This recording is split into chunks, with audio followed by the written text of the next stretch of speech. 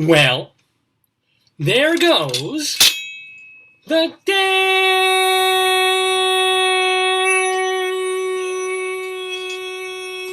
Good morning, everybody. Try it again. I want to do something. Yeah, I was right the first time. I want to do something. Try it. Oh, here we're going to have some special lighting action here. Okay.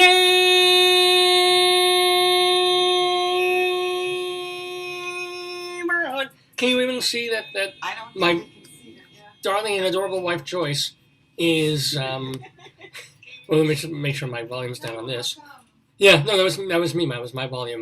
Here in the Daverhood, it's Saturday morning, October 9th, 2021, and you are here for the 819th episode of the Dave's Gone By Facebookio Podcastio Programmio of the stream, featuring me, Dave Lefkowitz, my wonderful wife Joyce, and all the amazing things that we do every Saturday, 9ish to noonish, right here on this Facebook page, Dave's Gone By.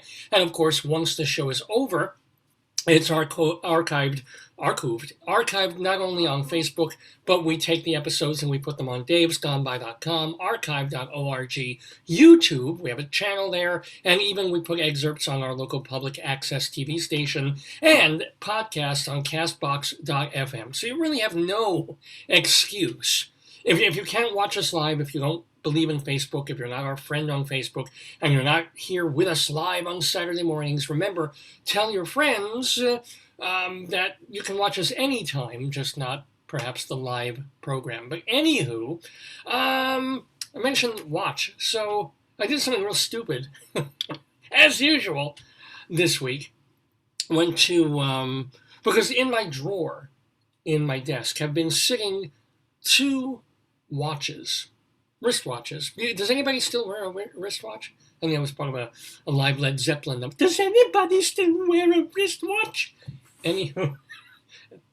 Anyway, so they're sitting there for weeks on end, and I'm thinking I gotta put a battery in them, gotta get them batteryized, gotta get them. They're just sitting there, and I do have a watch. I have this blessed watch that I have grown to love when I bought it months ago, and you all saw me big watch, yes, ranting about this on the show. It's like, who wears a watch this size? Look at it. It's literally the actual size of my wrist.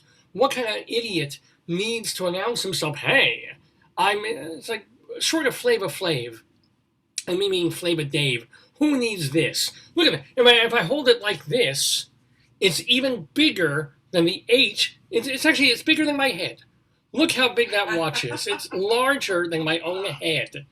Little Kids in the Hole reference there. But, so I have these other watches, and usually what happens is I try and buy watches super cheap, if not from Target, but Amazon, places like that. Because when they go, they go. What am I at? I'm at like $15, $20, and just buying a watch is not worth repairing them.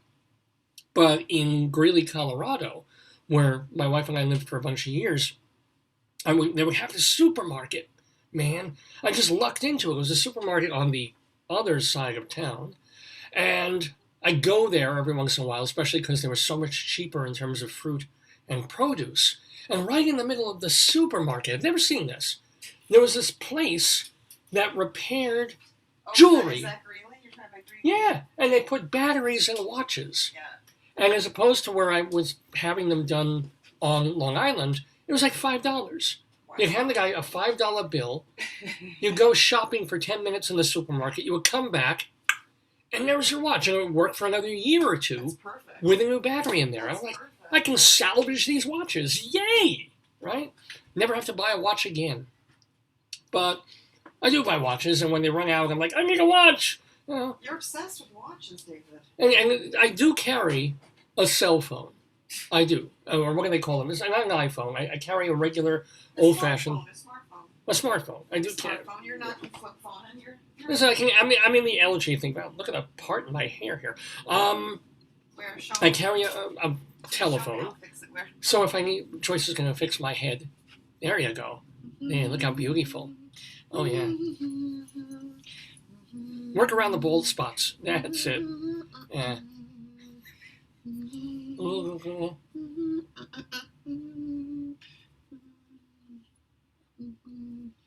Thank you, dear. Thank you.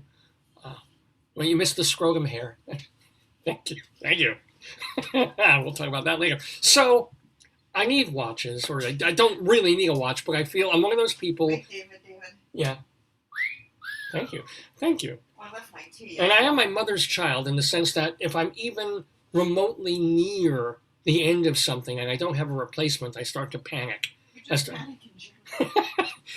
It's like I buy a. David, is that why you're on Tinder? Well, this is why I'm on Bumble. Whoa!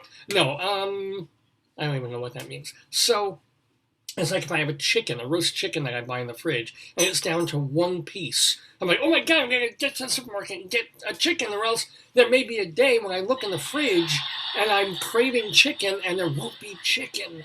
Ah! Wow, I'm hyper this morning. Anywho, so... Did you have caffeine? Yeah, I did. I had 1 cup. My usual cup of coffee. So... What was in that pumpkin pie from your potluck? Was that filled with the ganja? I'm hoping so. It'll be the first time I ever tried it. So we buy 2. They have a sale at one of the places that we buy. If it's either Kohl's or Target's or something like that. We still buy online. Kohl's, honey. Buy one, get one half off. So I buy 2 watches, super cheap. It was literally like $30 with, and then a discount tacked on to that. It was like $8.88. Was it real? Was one of them that cheap? Yeah, one was $8.88. Yeah, think about it. $9 for a new watch. Is it a great Seiko, Timex? Who makes the really? It's like a Rolex, right? Or even a knockoff Bolex. We're talking about a basic, simple watch that would be like $20, and I got it for $9. I'm like, yes, let me buy a couple of watches. Right?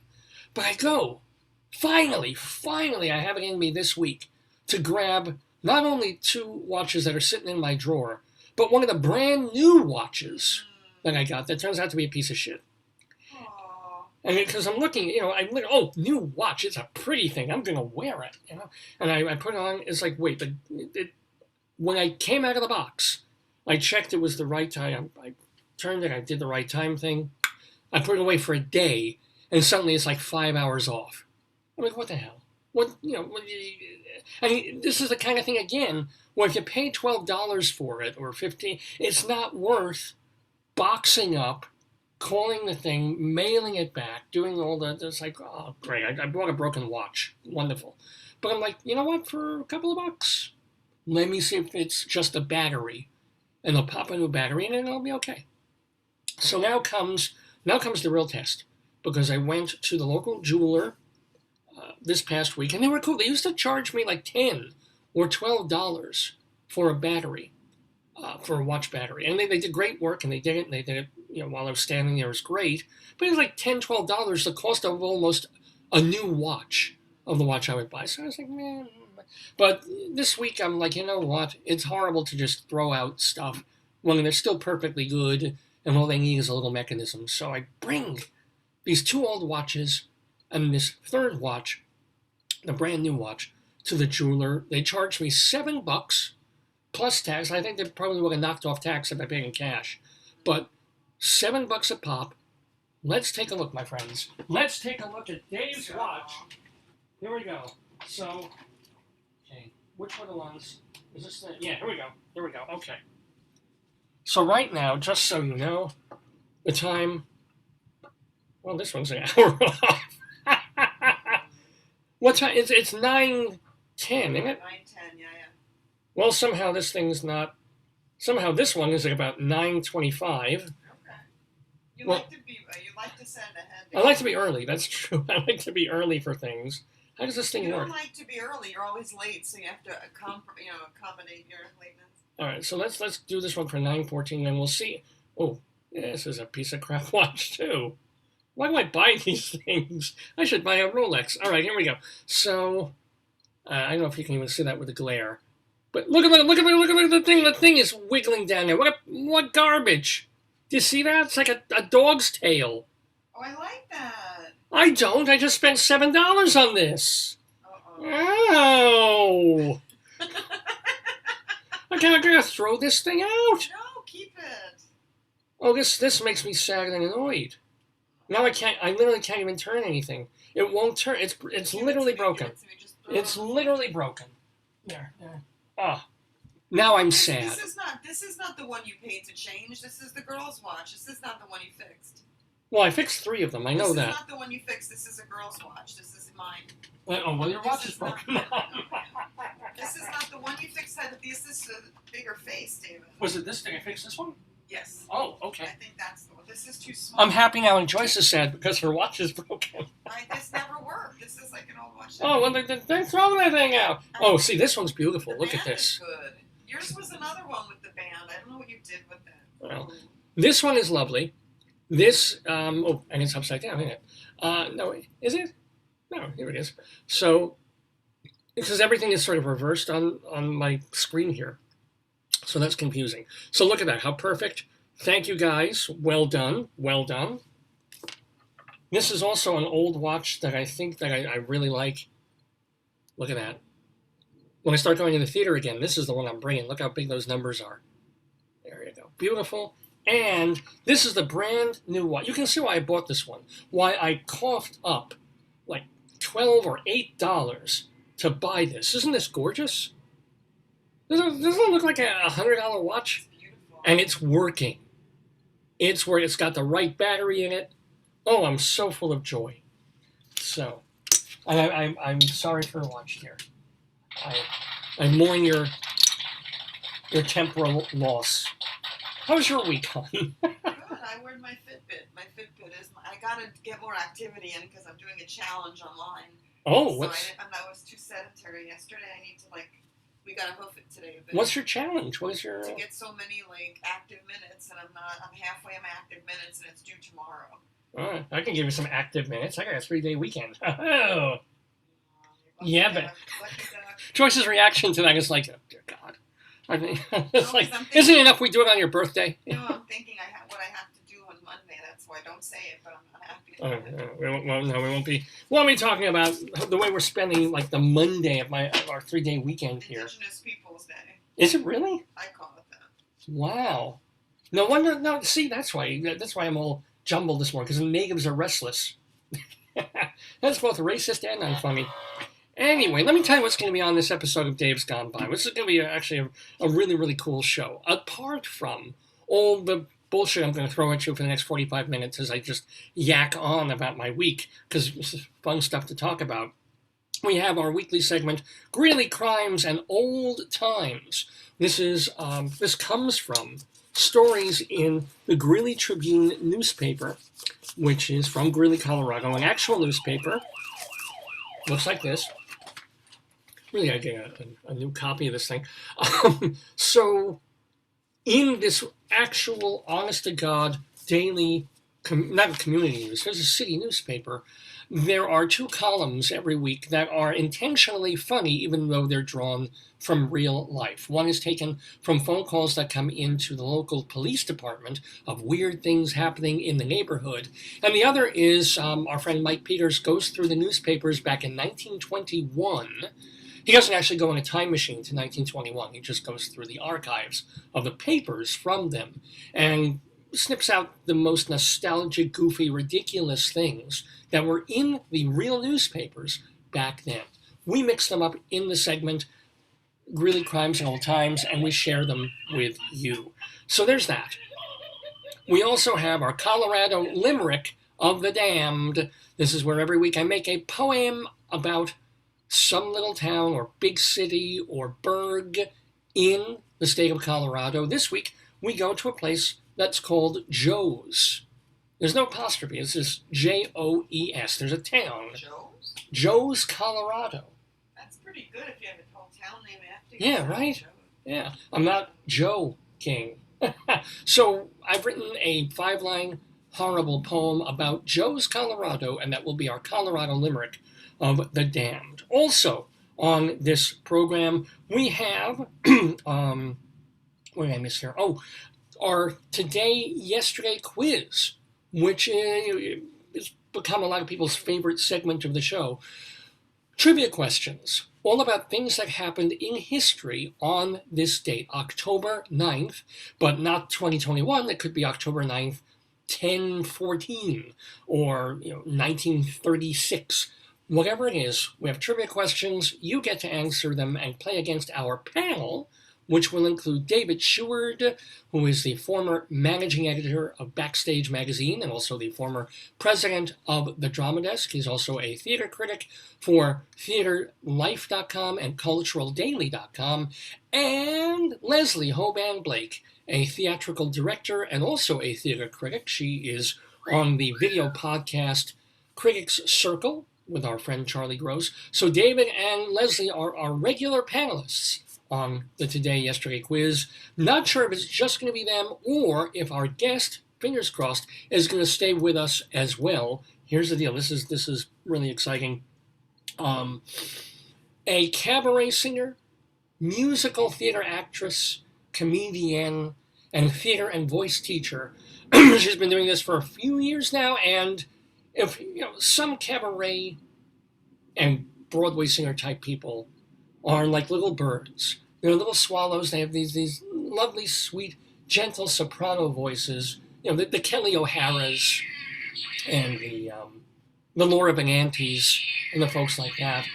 And there's some are more like baritone, but this woman, and it's more rare than some others. Some people belt. Some people just have this natural mechanism in their diaphragms, and I don't know if she wears a diaphragm, but down here and in the voice and the head voice and the chest voice and the nose voice, whatever it is, even in this day of amplification in every possible theater, they don't need it necessarily. They've got it, but it isn't that necessary because, like Ethel Merman, they can just ping to the back of the auditorium no matter what. Some people just have that. Klea Blackhurst has that. And she's brought it to the fore because she's done one-person shows about Ethel Merman and singing the songs that Ethel Merman made great and famous. And she has played Mama Rose in Gypsy, and she's also been in Hello, Dolly. And she's been in some other things, including the out-of-town tryout for a musical that never quite made it to New York called The Nutty Professor. They actually adapted the old Jerry Lewis film into a musical of The Nutty Professor, which at that time, who was directing it? It's about 10, 15 years ago. Steve Martin? No. Jerry Lewis? Yep. Jerry Lewis was directing The Nutty Professor out of town. No pressure there. And Klea Blackhurst was in it. Does she have any Jerry Lewis stories? We'll find out. Does she have any stories about her longtime friendship with Jerry Herman? We've had Jason Graw on this program, and he loves to talk about Jerry Herman, and he sings bunches of Jerry Herman songs. She does too. As a matter of fact, she will be at Birdland in just a week or so. Let me find out when she'll be there. October 20th through the 22nd, so it's about a week and a half away, in One of the Girls, a tribute to Jerry's girls, including the women in Jerry's life, his mom. He didn't have women that he was dating, but he had women who influenced him. Plus, of course, all those amazing characters and people like Hello, Dolly and Mame and Zsa or Zaza in La Cage aux Folles. So she's doing a show dedicated to that in Birdland, and we're dedicated to her, Klea Blackhurst. On this episode of Dave's Gone By, she will be with us, pardon me, a bit later in the show, and I'm hoping she will have time to stay with us and play the trivia quiz as well. Haven't heard exactly about that, but I'm fingers crossed for that. Either way, should be a pretty marvelous program. Oh, and if that weren't enough, ladies and gentlemen, Rabbi Saul Solomon, will be doing the interview with Klea Blackhurst, but also he has spent the last couple of weeks going through the newspapers, not the Greeley Tribune, not the New York Post or the Daily News or anything like that. No, he goes through the local Jewish-oriented newspapers on Long Island, and he picks out the things that he finds most interesting and amusing to share with you. It's called Rabbi Saul Reads the Papers. He'll be with us. And Rabbi Saul is going to need his accoutrements whenever you get a chance. Yeah, they're in the other... I knew it. I was going to say it. I forgot. Yeah. He just needs his beautiful tallis and his tallis bag. And his colostomy bag. So we can bring all three. Be careful with the colostomy because it's just, there's a lot of gefilte fish in there. Anyway, Just reminding you, I'm Dave Lefkowitz. Let's talk a little bit more about stuff this week. So I got stuff this week. Really cool stuff. First of all, a packet. Oh, I better not show that. This is my address is like public record. It's not like we blocked it anywhere, but I won't show it. A box came in the mail this week. What could possibly be in it?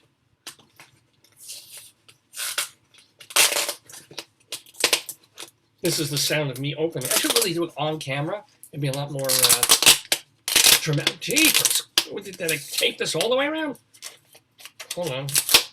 Oh, for crying out loud. Should have brought a sizz. Oh, this thing will not open without it. Ah. Is the suspense killing you? If you guys call a doctor, because suspense should just make your heart go a little faster. But if it's killing you, that's a medical problem. Here we go. Oh, yeah. Getting a bloody scissor. Hold on.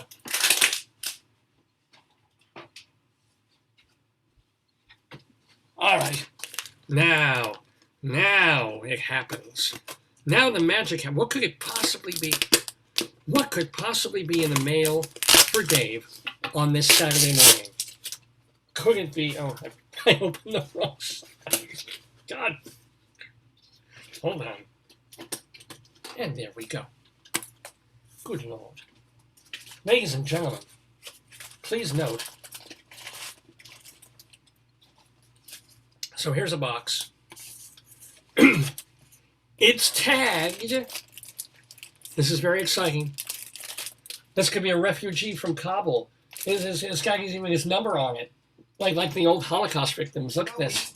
We're up to like 475 now. I don't think we could. Somewhere along that. What do you think is here, Todd? What could this possibly be? I'm hoping nothing. I'm hoping we can send it back ASAP. Can you send it? Can we return to sender? I don't think so, dear. I think this is just a, you break it, you bought it.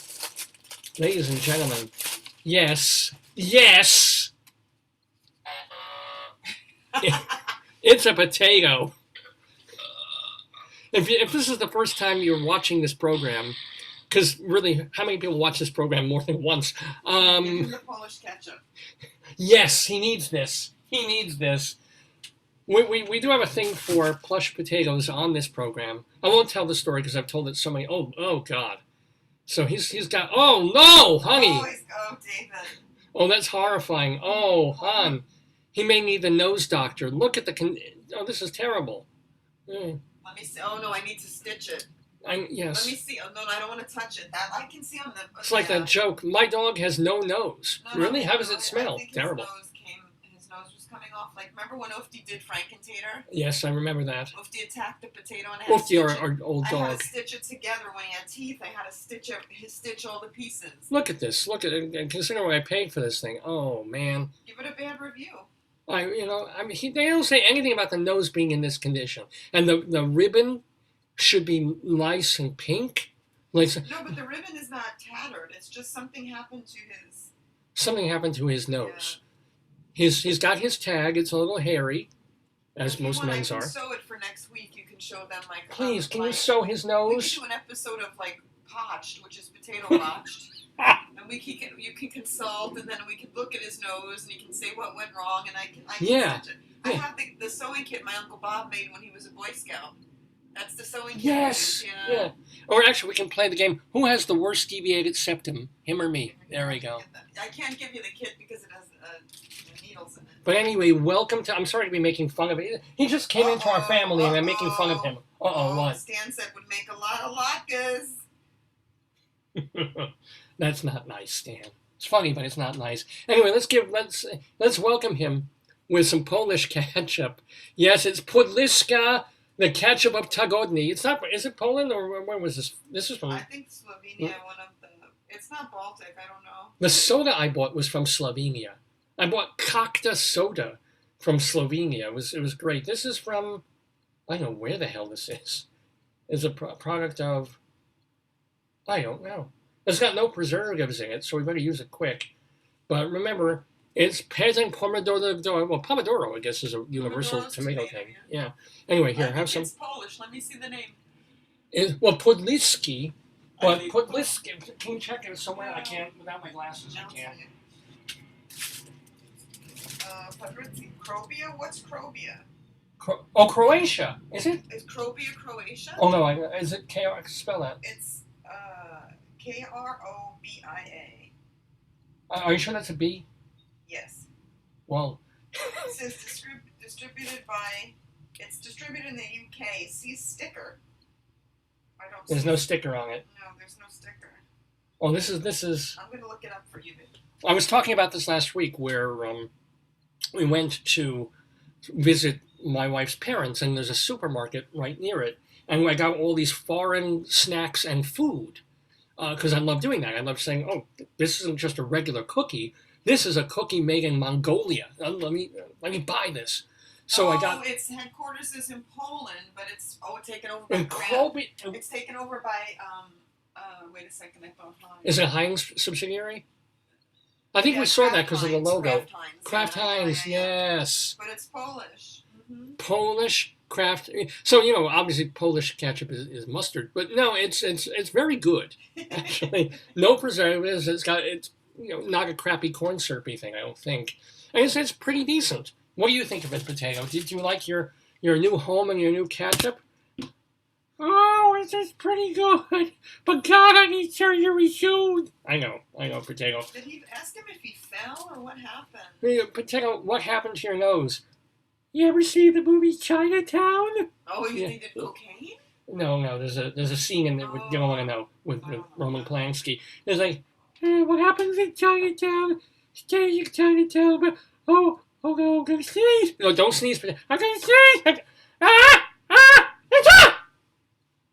I lost my whole face. No, you didn't. It's here, Potato. Good Lord. Is it the full nose or just one side of it? It's better on one side than the other. It's kind of hanging, as they say, hanging by a thread on one side. Oh, this isn't the real ribbon either. What? No. It got bleached. It got bleached in the sun. Oh, Lord. Yeah, he's not in great shape. Oh, boy. Yeah. Oh, boy. But new Potato, ladies and gentlemen. Look at his... taking back his eyes have a little grit on it, too. Well, yeah, nothing we can really do. Put him in isolation. Put him back in his box. He's going to go in Put quarantine. him back in his box. I got the COVID. I know. Well, he's got a new friend with no feet. Well, here's the deal. So Joyce and I, we go to our usual farmer's market last Sunday, and we don't even buy anything. There's a couple of fruit things, and because it's sort of the end of the season, and we already had bought some stuff there earlier in the week. Maybe we'll go tomorrow. We'll find some more stuff. But we're in Rockville Center, and the weather is beautiful, really beautiful. Because now we're heading into this thing where even at 10, 11 o'clock in the morning, instead of it being blazing hot in the middle of the summer, it's lovely. So I'm like, well, let's just not go back to the car. Let's walk around. Let's stroll through the neighborhood. And this particular week, every other block that we would walk, we would see a sign for another garage sale, another yard sale. And I'm addicted to those. I'm like, yard sale. Somebody's selling their crap. And there might be something incredible in their crap. Where's the numbers? I kept the numbers. Well, I put them in the sock drawer. They're okay. I'll use them I'll use one of those next week, as a matter of fact. So. Graham wants to call in. Oh, that's so sweet. You can call on my phone. I could, okay. Or it's actually, if they have the Zoom link from last time. I'll just say you can, I don't know where they are. Yeah, call. Yeah, we're happy to get them on, actually. So we can speaker him in. Well, half of this show is in jokes, ladies and gentlemen. Where's my phone? I'm doing some out jokes as well. Here's the deal. So we go, and this is fantastic. We're walking around. Nothing really to do, just killing some time on a Sunday late morning. And I'm like, oh, please, we're in walking distance. We go 2 blocks. Boom, we're at a yard sale. Why not? So we do. And we go poking around. And Joyce doesn't want to be part of it because she's still trying to avoid people and it's still COVID. So she just finds a tree and stays in the shade. And I go running up to tables filled with garbage. And people's cast-off clothing, and there's furniture. And usually, when I had a house, I'd be like, oh, furniture. Yeah. Now it's like, well, there's no furniture I can get, but let's see what ridiculous things. Some book I really want to read, something, some tchotchke that might be, useful or just fun. Well, I go to one yard sale, nothing really. Go to another, because it's like 3 within a quarter mile of each other. Go to another, no. And then this third one, I'm like, nothing. I pop through it. And you know what? It's like old picture frames and boxes of books, and there's just, somebody's beer stein. The one place if we needed furniture was great. They had beautiful I know. furniture, but And mirrors that you want to put out. It's just, stuff on those tables at these yards, Christmas crap. And then I'm passing by a table, and I don't really see anything, and then I like, wait, what the hell? And I almost do a double take, and I go back, and I'm like, what? What is this? And I look at it, and I don't even want to touch it, because it is still a pandemic. Donato Pearl said, can't stay, but so nice to see you. Bring a smile to many, me included. Oh, Don! Hold on, I'm going to admit, hold on. Okay. Unexpected guests. Here we go. Oh, good. But very happy to have these unexpected guests. Let's see if they're coming on with us. I admitted them, so I hope we don't lose them. Oh, Wendy. Here we go. This is, I should announce that this is Wendy and Fred. They've been on the show many times. We spent New Year's Eves with them. Fred Cleaver, Wendy Highby, longtime friends of Joyce and me, and of the Daverhood, and there's Graham. This is their pal, Graham. Fred, you've got to unmute. So I need you, if Wendy's doing the voice of Graham, I can't hear, they have to unmute. Okay, you guys good? Unmute. Text them, chat them. Oh, you can't. Unmute. Hey! Hello, greetings. So who's talking? Is that going to be Graham? Graham is the groundhog? Yes. Hi, Graham.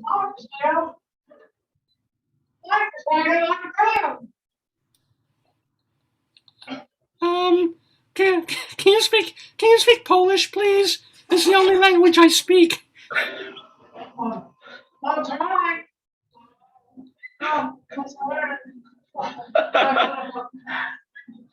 Good morning, Ski. Hi. Well, actually, Polish would be good night. That's a Polish good night.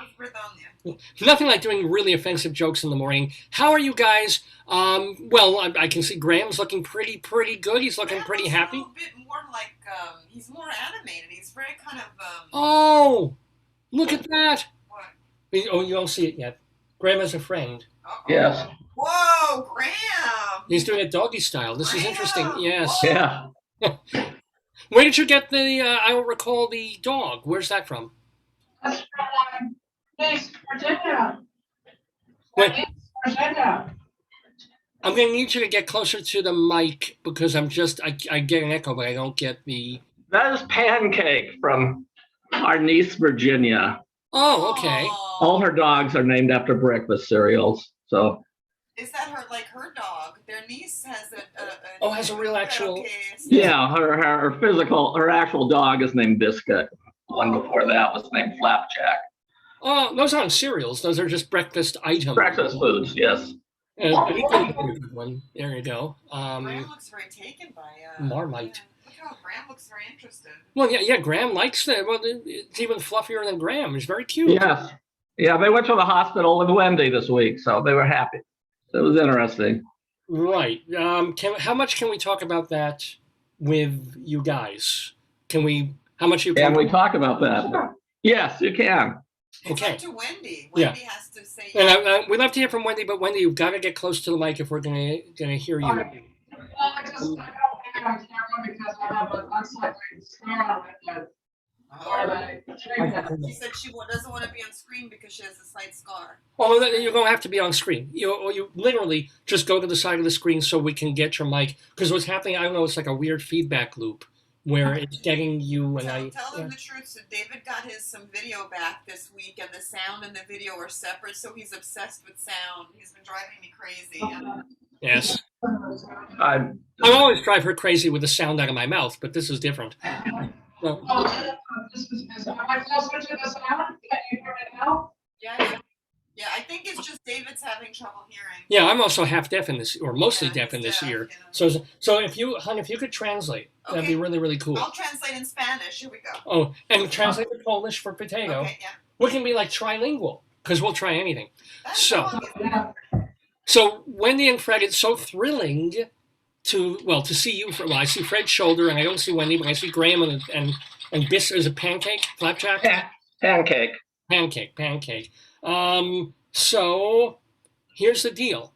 This past week, a very heavy, big week for you guys, but obviously it More went for well. Wendy than any of us.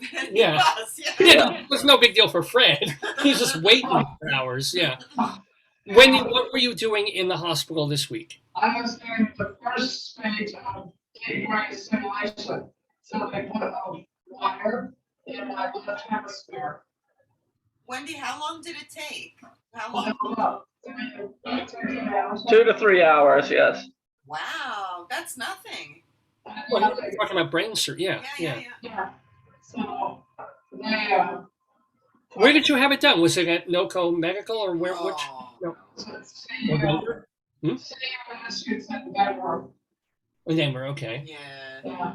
So how did you before we even get to the actual procedure? How'd you like the hospital? Were they really? I mean, you're going back there, so don't say anything terrible. They have good food even. Ooh. Yeah. They have ketchup. Ketchup? Did they have ketchup? Ketchup, yes. Excellent. So Wendy, how when you came out of it, what was that moment like? She was awake. You were awake during the procedure? Yeah. As I was in and out, so they brought me to the operating room. I had a frame on my head to keep me steady for the procedure. That was kind of weird. It was sort of like this big head vibes.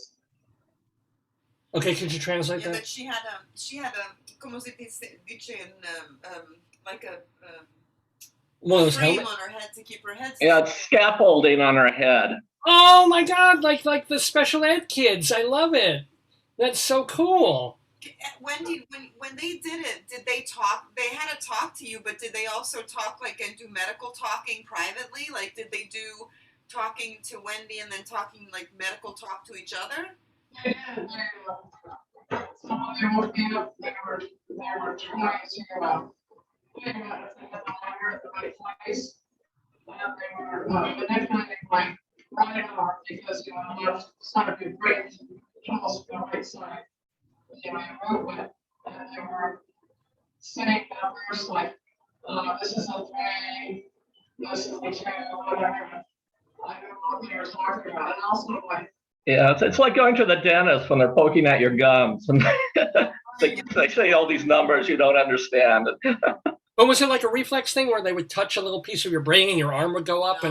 No? That's on the cartoons, David. I'm just saying, it's like a Hannibal Lecter thing. It's like if I eat this part of the brain. That is like in cartoon shows. I know. Well, but so now, when do you have to go back for part 2 or 3? This coming Wednesday, so not very long from now. Oh wow! So not too far. Okay. So it wasn't. And were you in? I assume you had to stay one night in the hospital, or like you went home. Went home. Well, they were planning just one night, but then I started barfing. She started barfing. They kept her an extra night for barfing. Oh. Well, that could have been just nerves, or it could have been the anesthetic. Maybe the food wasn't that good. Yeah, maybe. I had a good menu. That's great. Well, what was the most surprising thing or unexpected thing about the whole procedure? Well, I guess this is kind of going from what I was. Because to lay down with that frame on my head was very tough. Fred, could you? I missed that. Lying down with that frame on her head was difficult. Oh, I can. Well, yeah, I can. Yeah. Cool. So, I'm trying. Do you have any questions? Do you have any? I'm glad. I know that when I got the text that Wendy was okay, I felt very happy. Well, yes, we both did. That made me very happy. Because are they being very cool now? Are you taking weeks off from work, or did you go back to work like 2 days later, or how are they being okay with you at the university? I should take 2 months. 2 months. 2 months off work. Oh, cool. Well, I don't know, maybe I should get brain surgery. Yeah. Joyce just topped me. She just topped me. Yay for you. Oh, she said, what did you just say? David said David was saying that he should get brain surgery, and I said, I've been telling you that for years. Yeah. So, Frank, how is this? Because really, it's more about us. So, how has this experience been for you? Oh God. It's just long days, just sitting there, not doing much of anything except holding her hand. And Well, no, seriously, yeah. Well, Yeah. you weren't in there for the actual procedure. I right? was in there for the pre-op and the post-op. So I was there when they put the frame on her head, and All right. yeah. And okay, I mean, I don't know. I don't even know what to ask because I'm. This is so alien to me Yeah. at this particular point. But Well, they did shave a little bit of her scalp, and so Wendy said that she was starting to look like a lot of her male friends with receding hairlines. Oh, geez. Yeah. well, the interesting, they didn't have to shave her whole head. No, she's gonna have to learn how to do the comb overs now and fight it. Well, so many women, do that anyway. You could go bald for a few weeks, and it would be just a fashion thing. People, Yeah. It grows in thicker when you. yeah. I grew up in a culture where they used to shave the little girls' heads because they thought the hair would grow in thicker. That was the myth. Really? Mm-hmm. And it didn't. It just I don't know. I think it did. And I didn't get my head shaved. That's why I have thin hair. That's what I was told. Huh. Okay. I mean, I they say if you shave more often, it grows faster. Yeah. I don't know if that's true. I tried it with my pubes, and yeah. Wendy, they do it with the baby girls. Just they put a headband. Like that's what they do on little baby girls that don't have hair and they want to gender identify. They put like a bow, just a bow, like a little headband with a bow would be pretty. Yeah. I can see Wendy wearing that. Not like a bow like Shirley Temple, David. Like No, a nice yes, I bow. can see Wendy with a Shirley The Temple Shirley giant Temple. bow on her head. Yeah. That would be amazing. That would be Like fun. Topsy. That would be cute. Oh, that would be. That would be. So, how are things otherwise? How's life in Colorado? Either We're of you. happy in Greeley because we're going to be in a new congressional district. They invented a brand new one for Colorado, and we're going to be part of it. Interesting. So they redistricted? Well, because of the census, Colorado's going to get an extra seat in the House of Representatives, All and right. Greeley's going to get rid of the horrible person we don't like, and we can try and get someone better.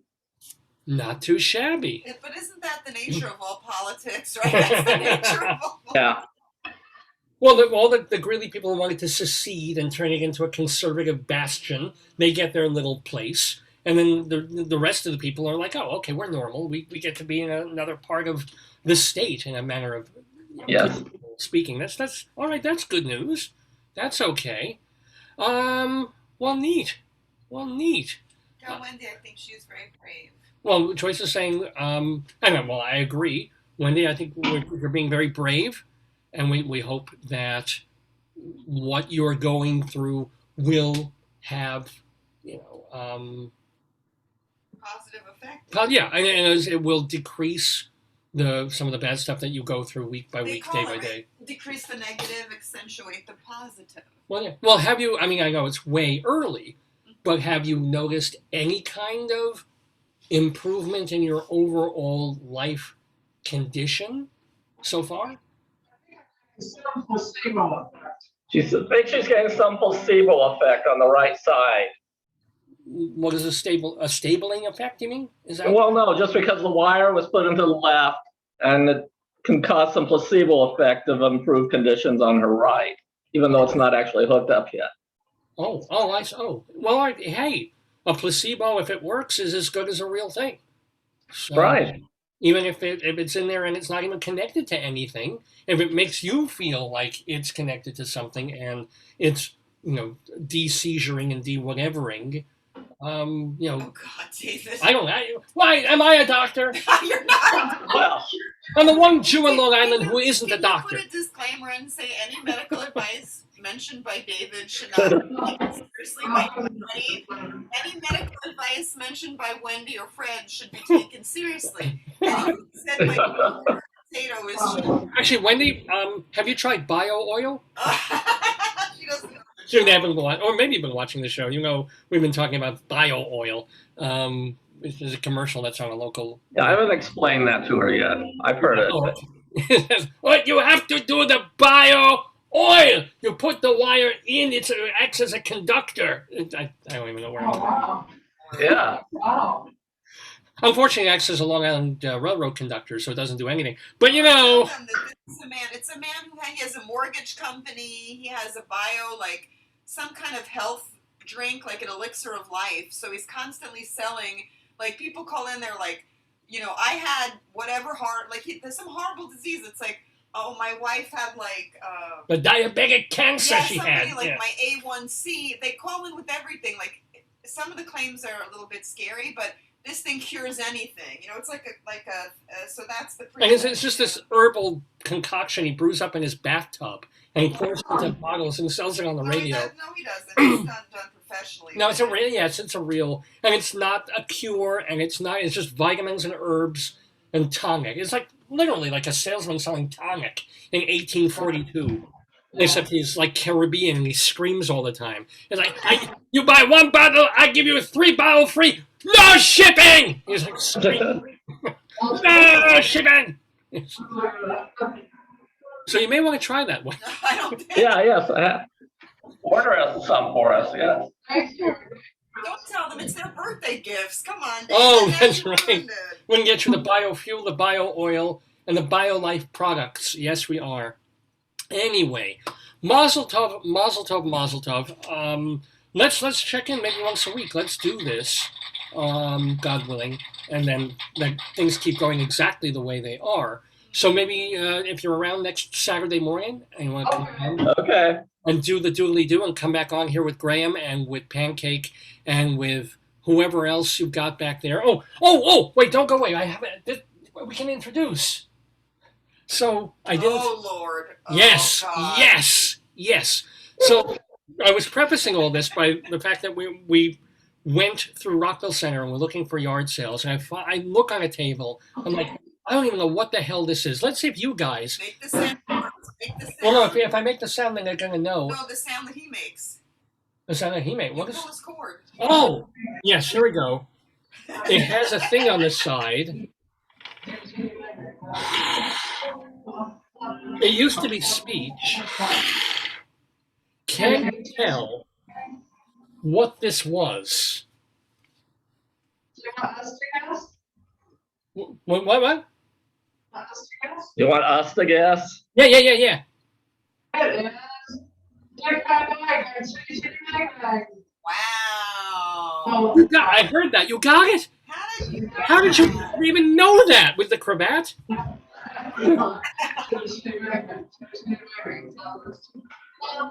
So I find this on a table at a yard sale. And I honestly, I don't realize, I don't know that this is supposed to be Dick Van Dyke.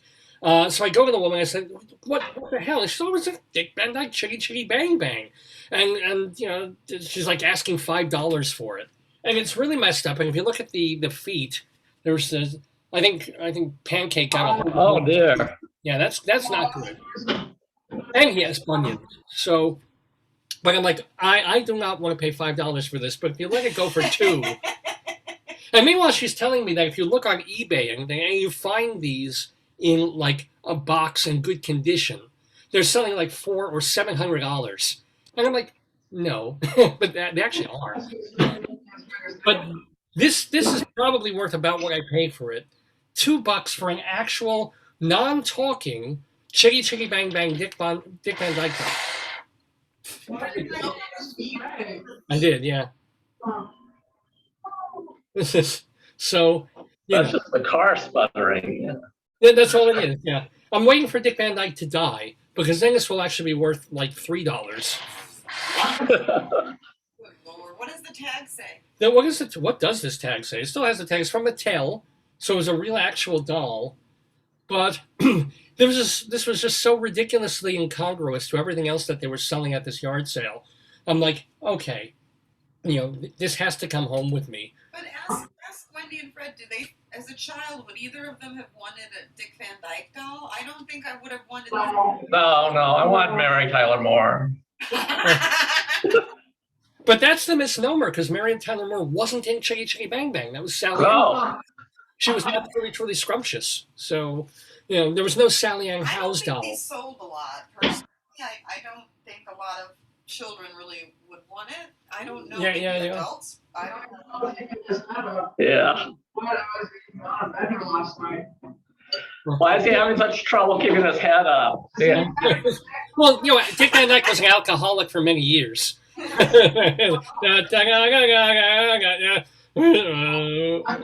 Where's my Hofbrow? It's like, he's also a dancer, so the legs move pretty well, but I don't want to mess with his feet too much. It's like, how did they find Primo Levi? No, actually, no. He threw himself down the stairs. Who hung him? Oh, Robin Williams. Oh. Oh. Anyway. There's Graham and Pancake. You can't. Oh my goodness. Fuck, Daddy. I know, potato. Anywho, Wendy, Fred, it is fantastic to see you, Fred, to hear you, Wendy, to see you, Graham and Pancake. Much health and good things in the week and weeks ahead. We love you guys. Stay in touch. Obviously, let us know how it goes. And keep watching the show today, because I may call you into action if Klea Blackhurst doesn't play for the quiz, and get you on there as our third, if you're willing, if you're there and you're able. Okay. But so good to see you. I'm going to let you guys go. Health, Wendy. Health and good things. Love you guys. Yeah. Bye-bye now. Fred, Cleaver, Wendy, Highby here on the Daverhood on this Saturday morning, October 9th, 2021. We're doing our 819th episode of the show. We're calling it Loud and Klea in honor of Klea Blackhurst, who's going to be on the show in just a bit. Wow, what else? I had all these things to talk about. I talked about the watches. I talked about Dick Van Dyke, our new potato. What else? There was nothing really to talk about. I did get, I've got to say, and I'm fine with this. Don't know why I am. But if I'm going to be 57 years old, I already am 57 years old, I'm going to make the most of it. So I did use the 20% Walgreens discount this week. This senior, not even an AARP thing. It's like you give a code, and I got like stuff 20% off just for being an old geezer. What code was it? It was like, you won't like this. It was like Senior 20. Oh. Was the actual name of the code. Bite me. Capital letters, Senior 20. Bite me. From like, I think it ended yesterday. It was like a whole week where if you showed that you... Why? Because in this country, when you retire, if you've not saved and you don't have a retirement plan, which most people don't have enough, you don't have money. Yeah. All these discounts are not like, oh, people are just raking in the dough. It's like people want to live and afford what they need to buy. And now, I mean, I know I gas up the car every other week or so. And then gasoline is about, not quite $4. I buy the cheap, lowest unleaded, but it's like $4 now. Yeah, of course. Thank you, Joe Biden. It's I go into the supermarket, blueberries are $4.50 or $5 for a tiny little pint.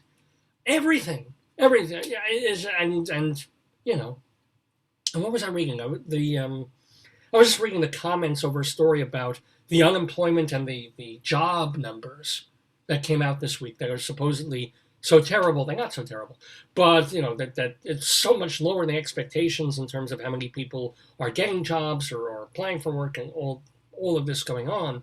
And a couple of people wrote, as I would have written, and said, I'm 55 or 58 years old, and I've sent out 150 resumes for jobs that I am either qualified for or overqualified for.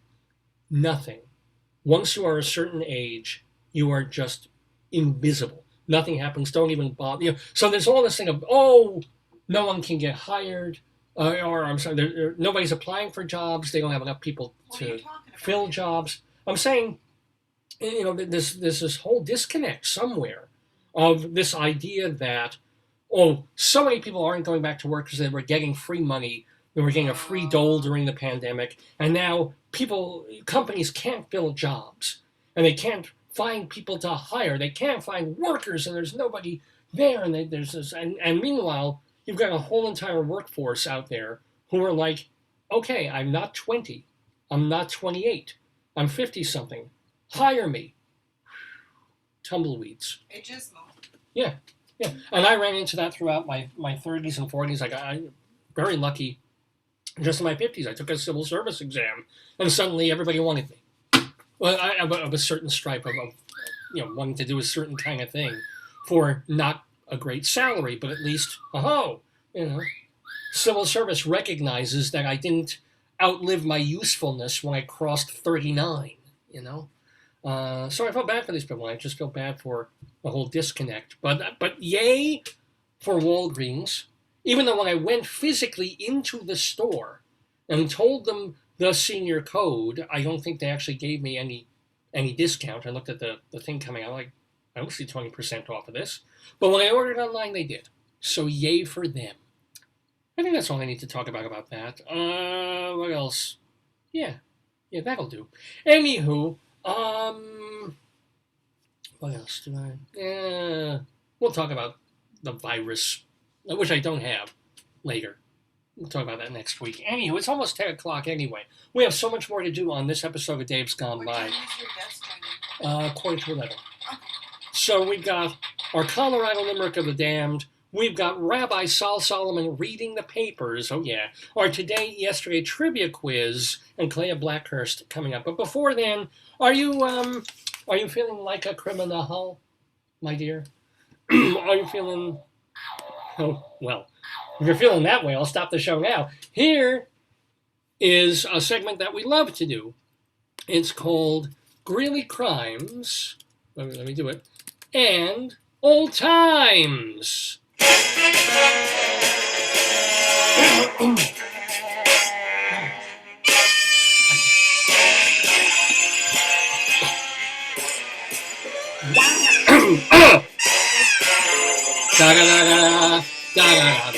Ladies and gentlemen, Greeley Crimes and Old Times.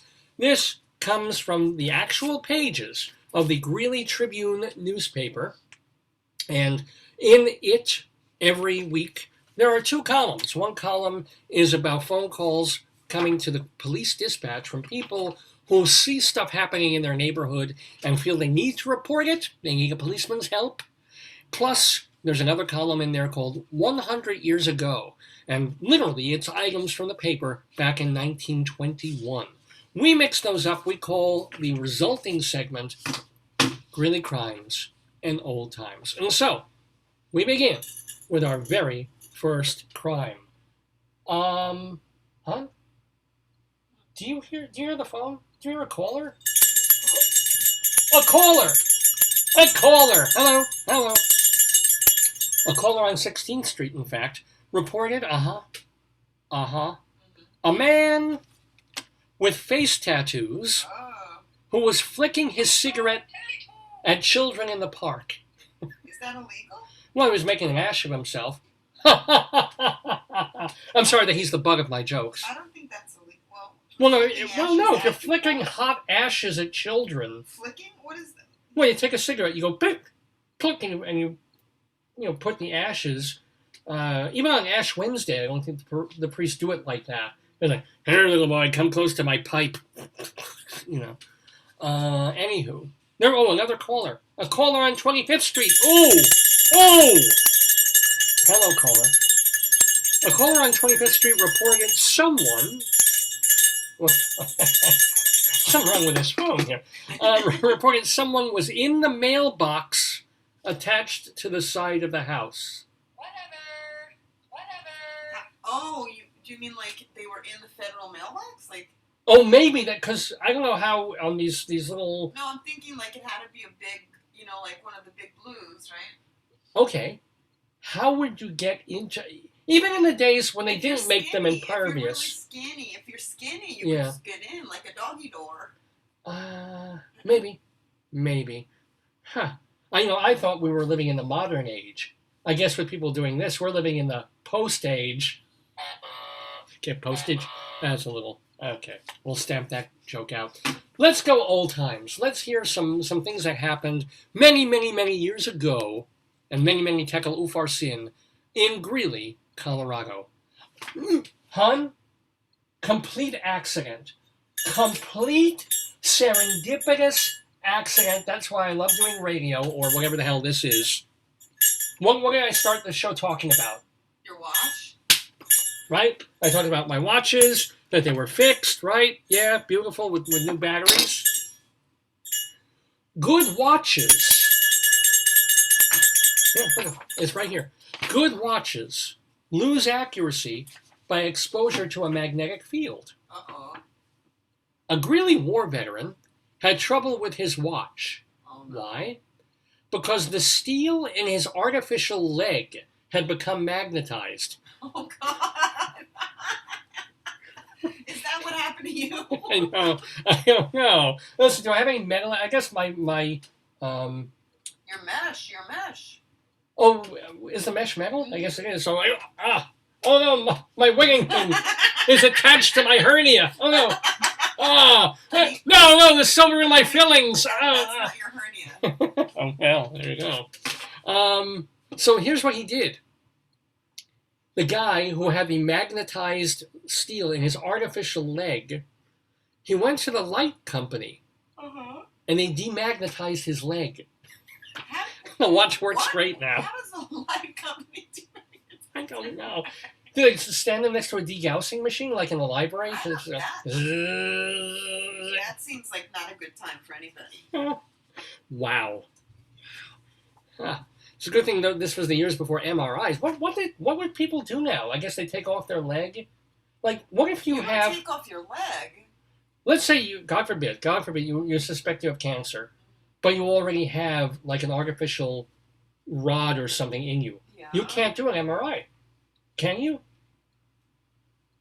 No, you can't because the MRI you can't do the metal. I don't know. They probably do cat scan. Oh, maybe. Yeah, they probably do a cat scan. I always feel bad for the cats in those CAT scans. I can't imagine they live through the procedure. Isn't it strange? Isn't it strange, ladies and gentlemen? This is the kind of thing they used to put in newspapers, ladies and gentlemen. Isn't it strange that the man who snores the loudest is the first person to fall asleep in the Pullman overnight train car? That's also true in our home. Yeah, I fall asleep pretty, God willing, I fall asleep pretty quickly. Yeah. And then do I go like, yes. Yeah. Sometimes I'm like, oh man, I think my ears are ringing or it's the TV. It's like, no, it's you. It's me. Yeah. Honey, get your noises ready, please. You know why? Oh, I don't have my grogger, but I can make other noise. Hobo alert! Hobo alert! This is what we get. A story from 100 years ago. Usually it's from 100 years ago about hobos and vagrants because they loved to write about those and for the police to harass those folks back 100 years ago. We have a hobo alert from the Greeley Tribune. A dozen hobos sneaking a ride through Weld County were held up by 3 armed men. Oh no. The robbers took a total of $200 in cash from the 12 hobos. They then forced all of the hobos to jump from the train. Amazingly enough, the 3 robbers have been arrested. There you go. Which is kind of cool, so hooray for that. Mess with the hobo. If you have $200 on you back in, like, 1921, are you really a vagrant? If you divide up and each guy's got about $18 or something like that of all the hobos traveling together, wouldn't that be like having some money in your pocket? I would think so. I think that's around like grand larceny or grand whatever. I don't know. Here's a column from 1921. They were funny back then. Let me wipe my mustache a little better. Hold on. There we go. quote, "The man who was found dead in a telephone booth probably got the right number on the first try and the shock killed him." That's comedy. That's comedy. But you're old enough to remember rotaries. And like you would go, especially if there's an area code, and you make one wrong little move and over it. I used to call into radio stations to try and win stuff. And was that brutal? The pressure. I was like, my finger would hurt because I'd be like, zzz, zzz, zzz, oh no, wrong thing, hang up. Busy signal. That's so frustrating. Oh my There goodness. was no redial. They should call it radio finger, like whatever like you get that. from that. Yeah. With the increase of women in the courthouse, items in courtrooms are being taken away. There is no longer a need for spittoons and sawdust boxes in court. I get the spittoons. Yes. I get the women spit too. They don't chew tobacco, but What's the sawdust box used for? makes me wonder if they're like Stimpy the cat that needs a litter thing. I'm gonna look. What? It's probably for stubbing out cigars Yeah, and I dumping betcha. pipes and things. I hope. No, I bet you're right. Let's see. Because we have a sawdust box here in our It says you room, can but it's store for our vomit. potatoes, carrots. It's storage. What? Really? Why would? Uh-oh. Mommy, can I be stored in a sawdust box? Please? That's very weird. It was a clean house, so I never saw dust. Ah! Very funny, Potato. Very funny. I don't know. Everyone's a comedian. I think you're except right. me. Let's just say it's used for the. I think it's got to be used for cigarettes Yeah. and stuff. And ashes and things. With the I read that one. Oh, let's go to Windsor. Lovely Windsor, Colorado, not very far from Greeley. In Windsor, Mrs. Wilson was held at gunpoint by a robber. He pressed his pistol against her head and ordered Mrs. Wilson to open the safe and give him all the money. Okay. She opened the safe and scooped all the money into her lap. She closed her legs so he couldn't see the money. She pulled out a handful of bills, gave it to the robber, and he escaped in an auto. Mrs. Wilson still had $6,000 in family money hidden under her dress. There you go. There you go. I'm sure that money smelled bad for a couple of weeks, but still, well done, Mrs. Wilson. Oh, God. And she's still missing $80? No idea. Oh my potato. No idea. Wait, Potato, that was me. That was me. That's wrong. Hey, let's go elsewhere. Let's move away from Greeley just for a bit. We do this on Greeley Crimes at all times, where we find stories from elsewhere in the world, just because they're so humorous and ridiculous, and we add them in to Greeley Crimes at all times. This one comes from Shasta County, California. Shasta County. Do they still make Shasta? Yeah. Shasta, the cola beverage. Look. Yes. Shasta. Because I think it's probably one of those things you can get in certain parts of the country. See, and then look up Shasta McNasty, which was actually a television show. Yeah. Wow, Shasta still Shasta is. Pop. Mhm. It's a. It's on Amazon. You can get a 12-pack. Yeah. Oh, how much is it on Amazon? High fructose corn syrup. Of course. 12 ounces, pack of 24 Yeah. for $22. Oh, it's only 12 and not 16 ounces. It's a little pricey. I may get me some Shasta. Somebody share asked it with you. questions. Yeah. I won't get one tomorrow, and I won't get one today. I'll get one Shasta Day. All right.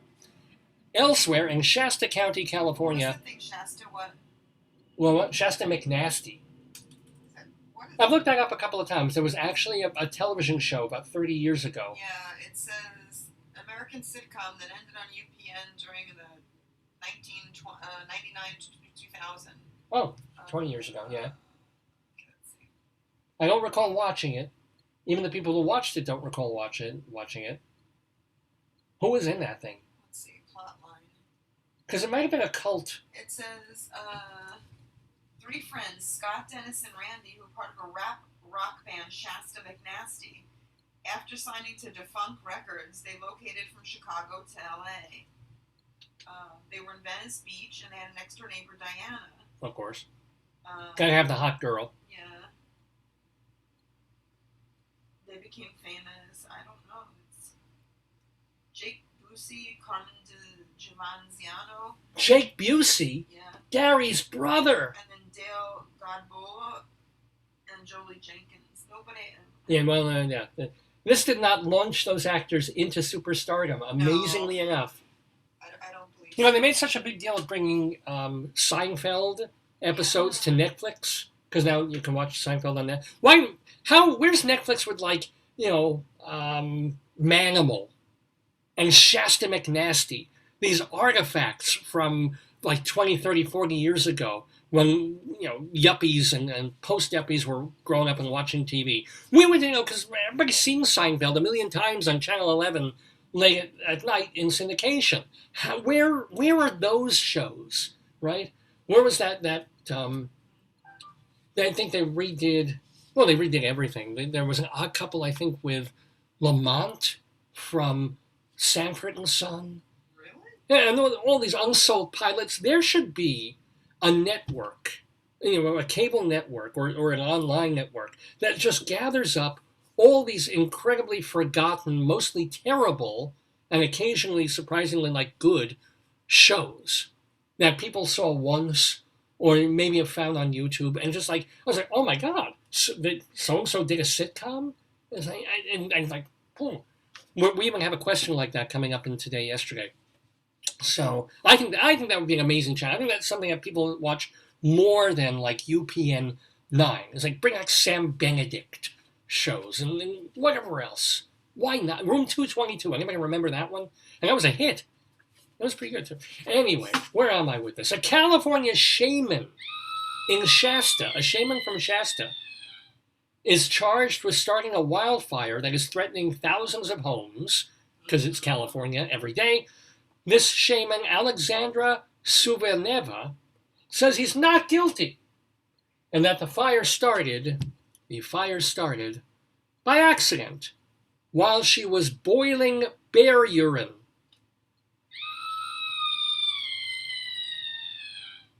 To drink. That does happen. I've had that, yeah. Alexandra Suverneva, age 30, faces up to 9 years in prison for allegedly sparking the Fawn fire. It's already destroyed 41 homes. She told forest officials she was thirsty and had come across a puddle of what she believed to be bear urine. So she tried to make a fire to boil it. Of course, because if you're going to drink bear urine, you might as well boil it first. And then, yes. Yeah, and meanwhile, you know, the soda machine down the block, it was out of Pepsi. They still had Sprite, and they still had bottled water, but she's like, you know, I need the flavor of bear urine. So let me just boil up a batch. However, she found that the bear urine was, quote, too wet for the fire to start. So she drank the water that she thought was animal urine and continued on her way. What was it? Well, no, soon she was trapped in her brush, which was now an inferno. Oh, my God. She had to call the fire department to help her. Suverneva, who lists shaman as her occupation on LinkedIn. That's my occupation, too. I think it's shaman, honey. Oh, is it shaman? Yeah, Sorry. shaman. Was carrying a cigarette lighter and carbon dioxide cartridges in her knapsack. And by the way, she is suspected in a bunch of other local fires, too. Yeah. I'm sorry, that story is unbearable. Because it's oh so bad. Any Spanish speakers out there? Oh, so bad. Yeah. I'm not trying to pander to you. Are there any? Come on. Yeah. You know who wrote this? A Cub reporter. I can't think of a grizzly pun. I'm sorry. Anyway, let's go back to some old times. These are fun. We have, here we go. Gotta go back to this. Some youngsters shouted they were playing with a snake by throwing rocks at it and hitting it. And by the way, this is also completely like unplanned, whatever. They were hitting the snake with rocks and with a pancake turner. Whoa, Pancake! Pancake Turner is Fred and Wendy's dog's name. When mothers checked, they found that the play snake was actually a 2-foot-long rattlesnake. It was killed and disposed of by a mother. So these kids, this is what happens when you take away the gifted programs in the schools. These kids were out there throwing rucksack and bashing a snake with a pancake maker. They were telling everyone it was a play snake, a toy snake, was a real rattlesnake that had to be killed and disposed of. That's not good. No, it's Why not. would you want to play with a rattlesnake? And this happened, well, this was 100 years ago. So at least it wasn't like recently. Do you know who the best defensive lineman on the Greeley High School football team was 100 years ago? Fat Moynihan. This is back in the day when you could offend people. Which part? The fat or Moynihan? However, Fat Moynihan, sad day, turned in his uniform today because he realized he was playing for Greeley. After being kicked off the team, he admitted he broke training by smoking a cigarette. And they caught him because they took away the sawdust in the courthouse. Yes, So there you go. That's just upsetting, I've got to say. All right, let's do a couple more of crimes and then move on to more of this episode of Dave's Gone By with me, Dave Lefkowitz, and my darling wife, Joyce.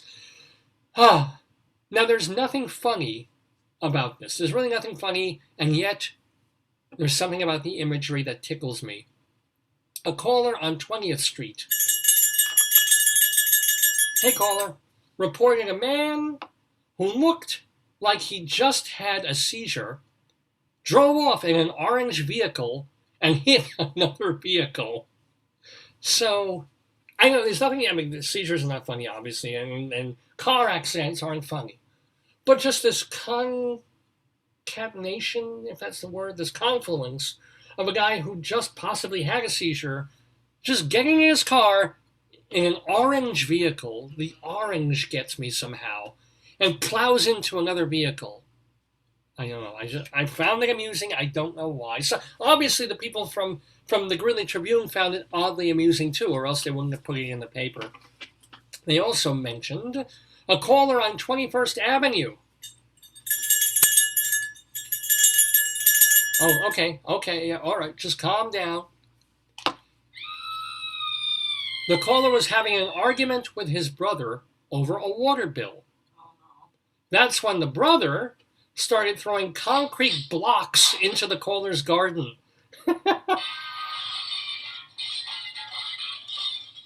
Because there's nothing like an argument when it escalates. That's just marvelous. Okay. And a caller at a retail store. Oh, hello. Yep. 11th Avenue Retail Store. How can we help you?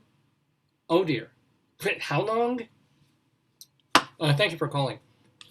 A customer locked himself in the bathroom for 7 hours. I just hope they have a really, really good plunger, if you know what I'm saying. I think you don't. Anyway, let's do one more. I can't go out on that one. Because, hon, what is the vortex? What is the Bermuda Triangle of Colorado?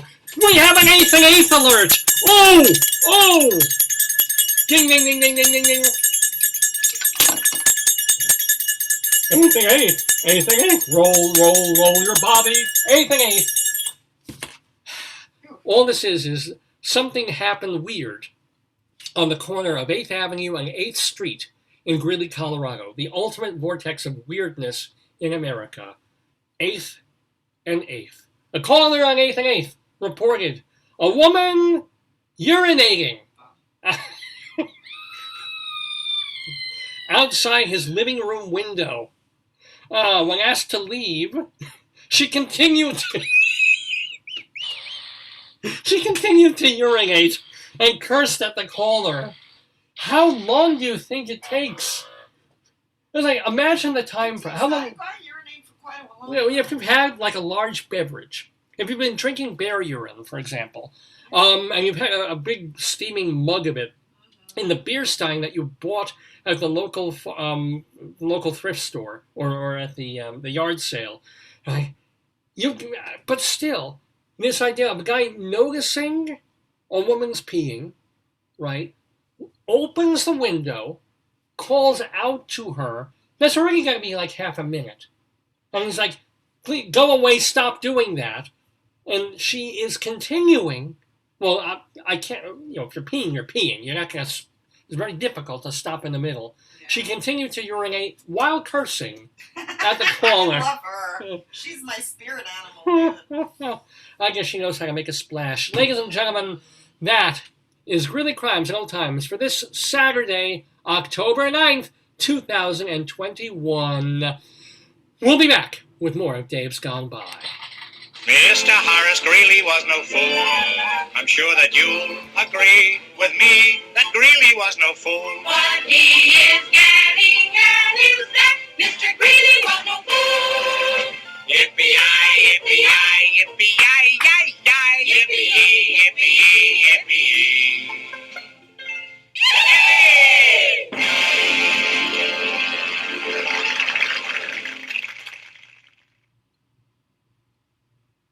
Hello? Yoo-hoo! Excuse me, cowboy. Well, who are you? My name What is is it playing now? Jack. Oh, no. Stop that! Stop that! What the hell was that? It's like, woo-hoo, cowboy, who are you? What was that? Woo-hoo, cowboy. Oh my God, that is a sketch I did with Jeff Goodman about 15 years ago called Butt Boink Mountain. What was it called? It was called Butt Boink Mountain. It was around the time that what was that? Brokeback Mountain? Brokeback Mountain came out, and Jeff was very, very understanding to do a sketch that was unbelievably. Oh, my Lord. It was pre-woke times for LGBTQ. Let's just say that. That's But he was a good sport. Anywho, I'm Dave Lefkowitz. This is Dave's Gone By, and we have a lot more to do for you on this program. We've got our Colorado Limerick of the Dam coming up, our Today, Yesterday theater quiz, and we have Rabbi Saul Solomon, who's going to be interviewing Broadway and theater actor. I don't know if she's a Broadway actress. She has done a lot off-Broadway.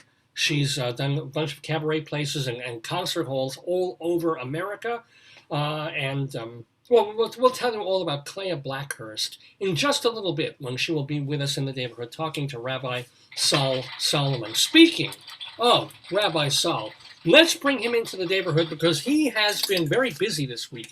He's been going through the newspapers in, not in Greeley, but locally in Nassau County because he likes to share with you some of the items that he finds in the advertisements and the amazing wonders in newspapers geared towards the Haredi, the Hasidic, the Orthodox Jewish community. So without further ado or a don't, let's bring in the one, the only, the Jewish Rabbi Saul Solomon.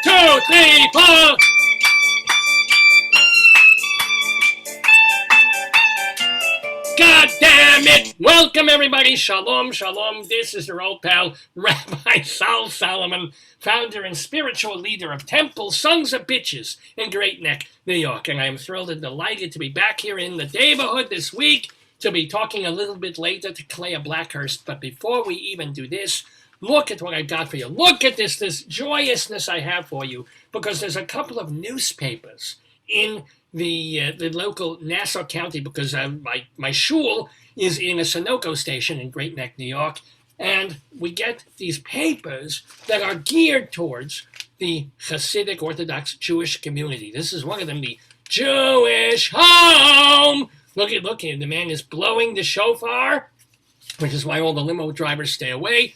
Here, let us, I blew that joke very badly. All right, here we go.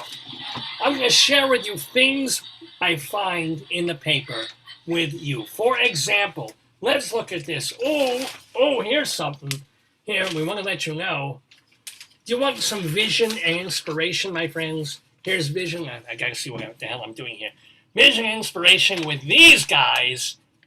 Oh, aren't they inspiring? He's like this guy who wants to be Schneerson. And who else do we have here? This guy also wants to be Schneerson. This guy also wants to be Schneerson. This guy, he wants to be the guy on the telethon. This guy also wants to be Schneerson. Ladies and gentlemen, these are all a comprehensive video cast with these fellas. Yeah, Live Aid got nothing on this, my friends. Oh, and just in case you didn't think it was going to be that much fun, look at all the fun of just going there and praying to a headstone. This is a inspirational Yomim Moraim Mikunim. I don't know what the hell that is. Anywho, it gets better, I promise. Ladies and gentlemen, how about a few minutes with the Tape Man? This is a guy who wanders around Cedarhurst and that area, I guess, and it was a big enclave of Jews, and he sells CDs and cassettes of Jewish music and Jewish stuff. And here he is, my friends. He's a sexy beast. Here's the Tape Man. He's coming for you with his little suitcases full of Uncle Moishe cassettes and old Shlomo Karlbach bootlegs.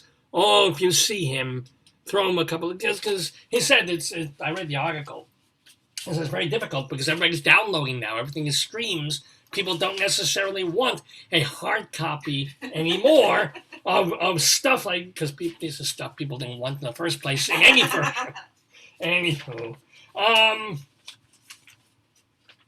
advertising, some of Jewish advertising is just like regular American advertising, and some of it is not. Some of it is very obviously only Jewish. How's this for a tagline? This is really true.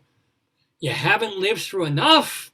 If 99% of doctors say take away the shot, take the shot, we take the shot, what's I've got to read it this way, the Shayla over here, are we playing games? This is an advertisement. It's not like buy this, do that. It's like so negatively Jewish. You haven't lived through enough. That's how you start something. Be smart, be responsible, get vaccinated, which is actually very good to hear. The Orthodox community getting that message. Now, we've been doing this segment for about 5 minutes now. I apologize. I have yet to mention the Holocaust. No, I'm going to mention the Holocaust. Here we go. Poland's unrelenting. What a story there. This is front page news. Poland's unrelenting dedication to Jew hatred. And I love the little swastika on that. Oh, yes. And just in case you haven't read enough, Jewish heroes in World War II. There was never an issue. There's never a moment that goes by when we're not thinking of Hitler and his gang. However, there's a reason we do this. Because when Jews get happy and when we do fun things and playful things, it's even more disturbing. For example, here's some sort of carnival that happened during the holy days. Kid doing whatever that is, making some concoction, lemonade or some etrog juice for sale. Everybody loves etrog juice. What is going on here? What is up with this? R. Kelly has nothing on this. What is going on? I don't even. It's a lulav and a very large man who eats children. I don't even want to. Nobody wants to know about this. Okay, moving forward with this Rabbi Saul reads the papers here. Lovely ladies, lovely young, intelligent, smart women. Here they are, and yet Jewish girls, your ska experience begins here. I don't know much about this, but I would figure a ska experience would begin in Jamaica. Maybe Kingstown. Ska high school for girls. What are they going to learn? Smoking weed? What? What? The dubstep? Do not send your Jewish girls to the ska experience. That is just wrong. I can't believe that one got a laugh. Thank you. I'm very glad that. Here's everything's wrong about this. Anyway, here it is, ladies and gentlemen. First of all, the ultimate Jewish slogan, don't say I didn't warn you! But also, let's take a look at this guy. It's like, I guess Noah could have looked like that. No, that's him. Don't risk your home. Call flood insurance today, ladies and gentlemen. Oh, let me get this. I dropped something. Hold on.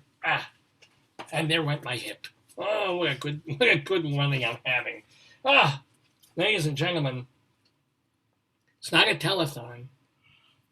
It's a tenathon with this guy, Rabbi Shay's Taub. Oh, that Rabbi Taub. Hours with a curling iron to get the face just the way he wants it. And then, you want to see some badasses? Look at these. Remember, this is not a law firm. These are entertainers. And remember, as God commanded you in the Bible, sing, dance, clap, join, live. What punctuation? Rabbi, that's live. It's live. And by the way, this guy's watch costs just about the same as this one. He fools you. And look at the sneer on this Punim. What's he mad about? He's like, yeah. He likes facial hair. I'll break your goddamn legs. And we're all facial, well, except this one. Yeah. What's up? How does he get away with, there must be, dude, you're bringing the vibe down. At least grow a mustache, some side curls, something. And how is this? Can you tell me something how it's the 10-a-thon, get it? And yet here's his number 2. How is it 10 or is it number 2? Or are they making a number 2? I don't know. Anywho, excitement, ladies and gentlemen, at the 10-a-thon. It's all happening. Anything else in here? Okay. We have more. God help us, we have more. Ladies and gentlemen, I do agree with this, but boy, oh boy, if you have any doubt, like we know, the New York Post is right-wing, it's very pro-conservative, it's very GOP, whereas the New York Times, very left-wing liberal, left-wing Jewish liberal. In fact, it's so Jewish liberal that they always knock the Jews and say the Arabs are so wonderful. That's the New York Times. This is what we expect from the papers. This newspaper lets you know exactly where they stand in terms of Israel. Here it is, and God bless them. We are Zionists. The children of Israel are the indigenous people of the land of Israel, returning home at last. The Jewish Star. I don't know what they're advertising. I don't know if this is not a thing for El Al Airlines, nor is it for maybe buying paper that you can curl up and put in the wall. I don't know what this is for. They take out a full page ad just to remind people, hey ho, we're Zionists. And God bless them, so am I. So yay for the Jewish Star on this. This is it. Hello. Oh! Look at this. I gotta get this. I gotta do this. I can see this. An invitation to our rabbis. In addition to our regular columnists, the Jewish Star's Shabbat Star section welcomes contributions by rabbis in the communities we serve. These Torah thoughts may be emailed to the editor of the Jewish Star. Oh. I think I'm going to put that one aside. Maybe Rabbi Sal Solomon will be in the pages of the Jewish Star. Yeah. Speaking of Torah study and rabbis, when you learn Torah, you try and do a page or part of a page. You do a daf, like a page a day, a daf yomi. That's the daf, the page that you do that day. So here's delving into the daf, right? A little bit of Torah stuff. And yet, this is the rest of the article, of gefilte fish balls Oh. and trees on cakes. What this has to do with the Torah? What? Okay, fine. Of gefilte fish balls. How they get the balls off those poor fish, I don't even know. Must use magnifying glasses and really small tweezers. Beyond me. Anywho. And then there's, I don't know why I found this, not sure why I found this funny. But I'm going to show it anyway. All right. Play the Riverside Sukkot Challenge. Enjoy your time in the highest yielding real estate investment you'll ever own. What does that have to do with anything that is going on here? There's no adults present. There's no supervision. It's obviously miserably hot, so they're wearing long sleeves and they have a fan to counteract that. They've got a child with no safety devices anywhere. He's going to stick his little fingers in the sockets of this. What?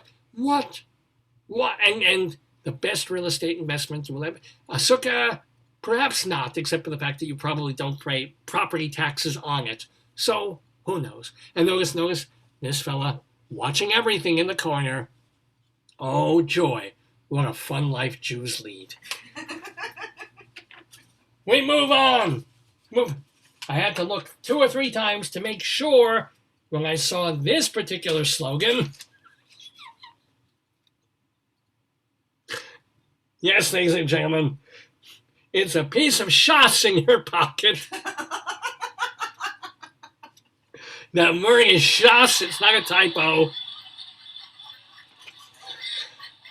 More than a practical guide to help you keep track of the daily learning regimen, the Oresa calendar is a mark of distinction for those fortunate enough to grasp and retain an entire masachta with all its breadth, one amud at a time. Cherish these moments. Yeah, don't be a shas kicker. Get your Oresa now. Little bit more to do as we wait for Klea Blackhurst, soon to be in the Daverhood. Look at this. Okay, oh, he's cute. Don't even know what the hell's going on here, but let's read this. A special letter from Rav Chaim Kanilevsky. This pisses me. This actually makes Rabbi so mad. Is he a baby? He looks like a baby. Is it a baby? Well, he's old enough to be wearing a diaper, if you know what I'm saying. Why is he dressed like a baby? I don't know. Well, he's trying to figure out what he's old enough that he's trying to make sense of what he's doing here. But this is one of those things where, like, if you give them money, they'll pray for you. Those who donate 384 shekels or $120 to the Kupat Hareas Yomim Noraim campaign will merit, this is unbelievable, will merit 384 good and sweet days. So, much as I love so much of what is in these newspapers and believe so much of what is in Judaism, this disgusts me. This is like, okay, if you have money, if you have $120, here's the deal. You give us money, you'll get sweet, good things, and we'll pray for you. I do not. This is how I feel about this. Anywho, on to happier things. It's a little late for this, but ladies and gentlemen, the Esrog and Lulav Center for all your Esrog and Lulav needs. Isn't that a beautiful one? Just you can all smell it off the page. And Esrog is, of course, a lemon with skin problems that you use. You don't even eat the thing. You can. They can make citron candies out of it. You don't want to touch those. Basically, it's a holiday thing, and there's a whole center. They open for 3 or 4 weeks around the holidays, a center where you go in and you buy lulavs and etrogs, and they're there for you. I don't even know what to say about that, except there's also, we missed this by about a month, the Kaporo Center. Notice the design.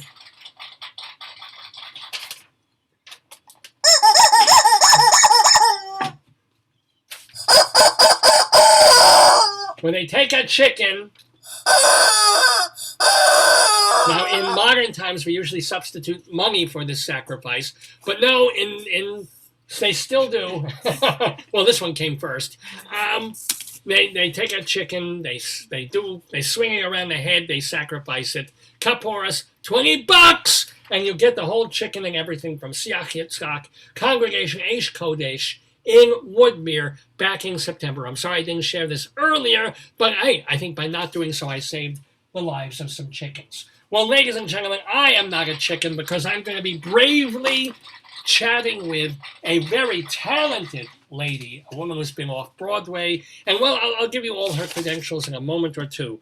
But joining us in the neighborhood, such a talented person, we're going to be bringing in the musical, the comical Klea Blackhurst. Let's hear a little bit of what she does in her way. Award, Miss Klea Blackhurst.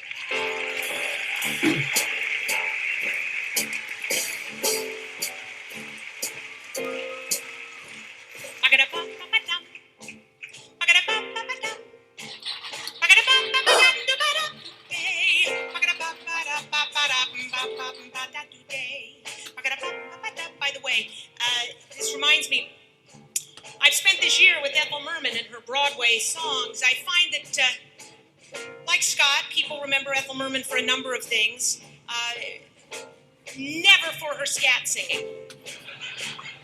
But in my research, I unearthed a rare passage scat for Ethel Merman, and I sat down and transcribed it faithfully. I hope when it comes up in a few minutes here, you'll enjoy hearing it as much as I enjoyed finding it.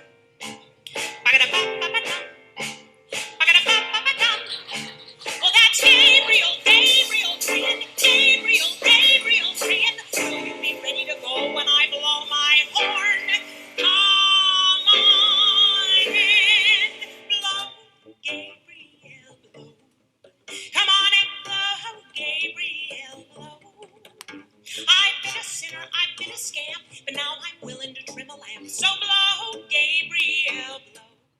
Yes, ladies and gentlemen, oh, Gabriel is blowing in the Daverhood, which is why he's so popular on Christopher Street. Ladies and gentlemen, we have with us a very, very talented person. Let me tell you a little bit about our guest in the Daverhood. Some singers are Mermanesque. They have presence, they have size, they have vivaciousness. Klea Blackhurst is all of that. Since getting her break as a replacement cast member in the original off-Broadway show Oil City Symphony, she has performed with the Pittsburgh Symphony, the Atlanta Symphony. She has sung at Joe's Pub, the Cafe Carlisle, the Kennedy Center, and our beloved Jim Caruso and his cast party. She was also off-Broadway in the comedy show Bingo, which also featured a pre-fun home Beth Malone. I don't know if you knew that. And in the recent Party Face with Haley Mills, for gosh sakes. She is a musical theater teacher, a voice teacher as well. Her CD, Everything the Traffic Will Allow, has a 5-star average rating on Amazon. Nothing. Look at that. She even has that in front of her. She can even push that. Jerry Herman himself said, I am one of Klea's biggest fans. He said that before he died, which is very important. And Klea Blackhurst, by the way, is it Klea or Klea? It is Klea. It is Klea. I was unclear about that. That's fair enough. Okay. Klea Blackhurst in the Daverhood. She's going to be at Birdland, where all the birds are, October 20th. Hold that a little closer. It's a little shiny. October 20th through the 22nd. Go to, birdland.com and KleaBlackhurst.com. And let's see, it's Wednesday, Thursday, Friday. And one of the girls, it's going to be devoted mostly to songs either for characters, female characters that Jerry Herman put in his shows, or even some of the women in Jerry Herman's life. But tell us a little more, please. Klea Blackhurst, first of all, shalom. Welcome to the Daverhood. Hello. Thank you. How you doing? You. I'm good. And Shalom is Jerry Herman's first hit song recorded by Eddie Fisher from Milk and Honey. So it's a perfect opener for that. And just in general, I think he took it from Shalom, not the other way around. So I think, we'll give Shalom the credit. The new show is actually exciting. I'm here in Dallas this morning.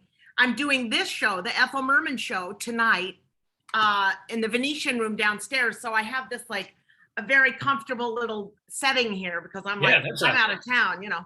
I thought hotel. If that was your living room, I'm like envious already. But that's a nice sized hotel room, though. That's a very. I know. Well, sometimes these things happen where you're just like I've done a couple things at Drury Lane in Chicago, and the apartment they put me in is outrageous. But I am not confused about the apartment goes with that part. Not I get that apartment because I'm so impressive. So I think whoever was headlining this week would have this beautiful apartment. So I'm not confused that it's like, I get this everywhere I go, but it's lovely. I'll take it. I'm going to ask maybe the most difficult question I'm going to ask this whole, because I always do. I throw in the darkest, nastiest question right from the get-go, but I'm going to do it. Okay. We're in Dallas, Texas, right?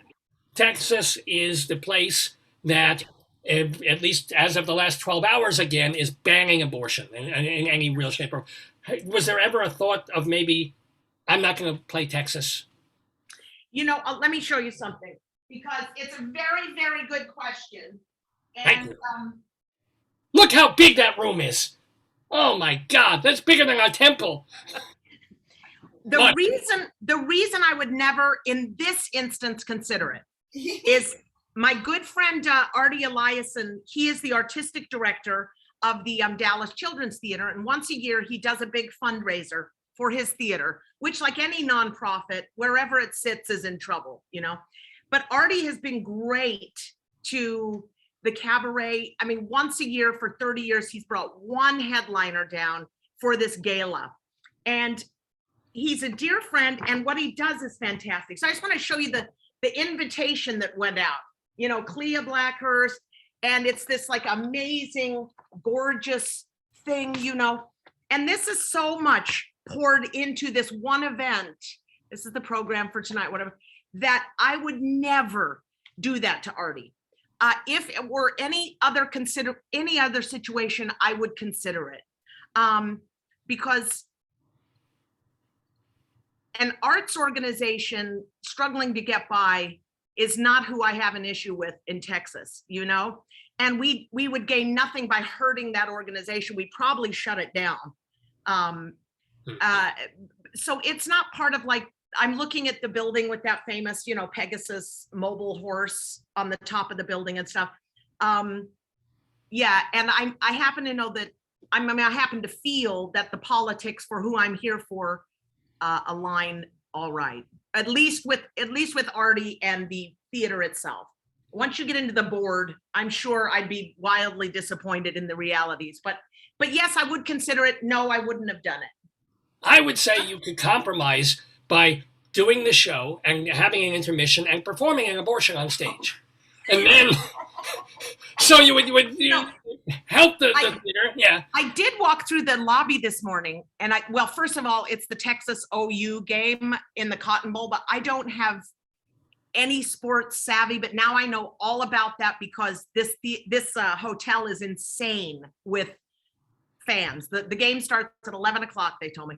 But anyway, as I walked through the lobby, I thought, this is a weird thought if you want to get dark right out of the gate. I was like, what if something happened and I got beat up, I got raped, I got pregnant in this hotel, and that there is such a swath of America that would think that I should have to have that baby. When it would put my life in danger. First of all, if it happened, it wouldn't be a viable pregnancy, but I should carry that through the term and prove it and blah, blah, blah, and all this stuff. And I just thought, who are you? Who are you? It's Texas. Do you know the presidents these people have given us? It's Texas. Yeah. Actually, America in general, well, not America, but certainly one half of America has just caused me and before getting into anger and all that, I get into just this sheer disappointment in what's happening and who we thought we were versus, I feel like I was a kid growing up in Salt Lake City. I felt like we knew there'd been slavery. We knew Abe Lincoln freed them. And then we got Barack Obama as our president. And if you have a problem with race, that's your problem. Yeah, you're making that up. I feel like that's actually what I was taught. Wow.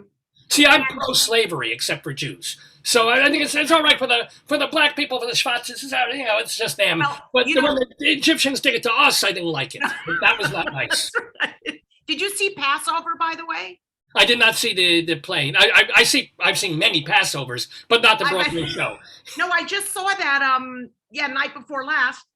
And the lead character's name is Moses, and he's all about getting them off the block into the promised land. It actually, I really, really liked it. My best friend's a Tony voter, so I see everything. So I don't do any research before I go to stuff. So I'm not sure what the overall thing is, but I thought it was a great message. So I liked it a lot. Oh, good to know. Good to know. I'm waiting. I'm going to see the Layman trilogy because that one's about Jews. I'm waiting for not necessarily good Jews, but it's something. Yeah.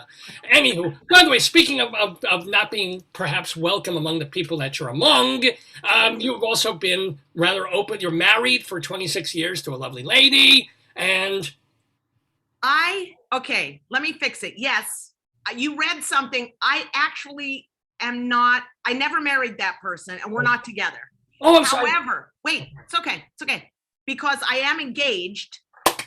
Yes, to someone I've been with for 8 years, and we are we're getting married in June of 2022. 2022, not obviously. It could be 2025. Yeah. But it's next June, and yeah, it's funny because I think you would have read that in something where that was back a while ago, and the person said to me, "Are you in, out, or out, out?" I think it was for Rehoboth Beach of some sort of article there. And at first I said, well, I'm in, out. Now this would have been about 20 years ago. I'm in, out. Well, I prefer the old in, out, if you know what I'm saying.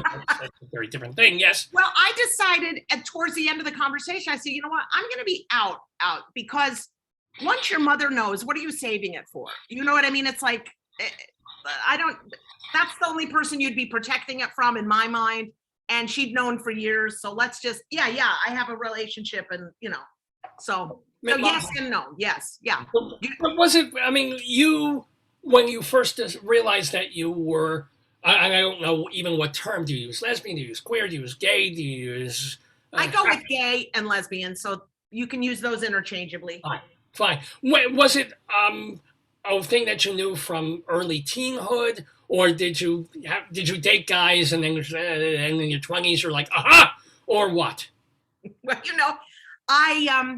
here's what I always knew, that I was never going to get married, and that I was going to be a great Mormon actress, and that my career would be who I was married to. Now, I'm from Salt Lake City, Utah. I was a nice Mormon kid.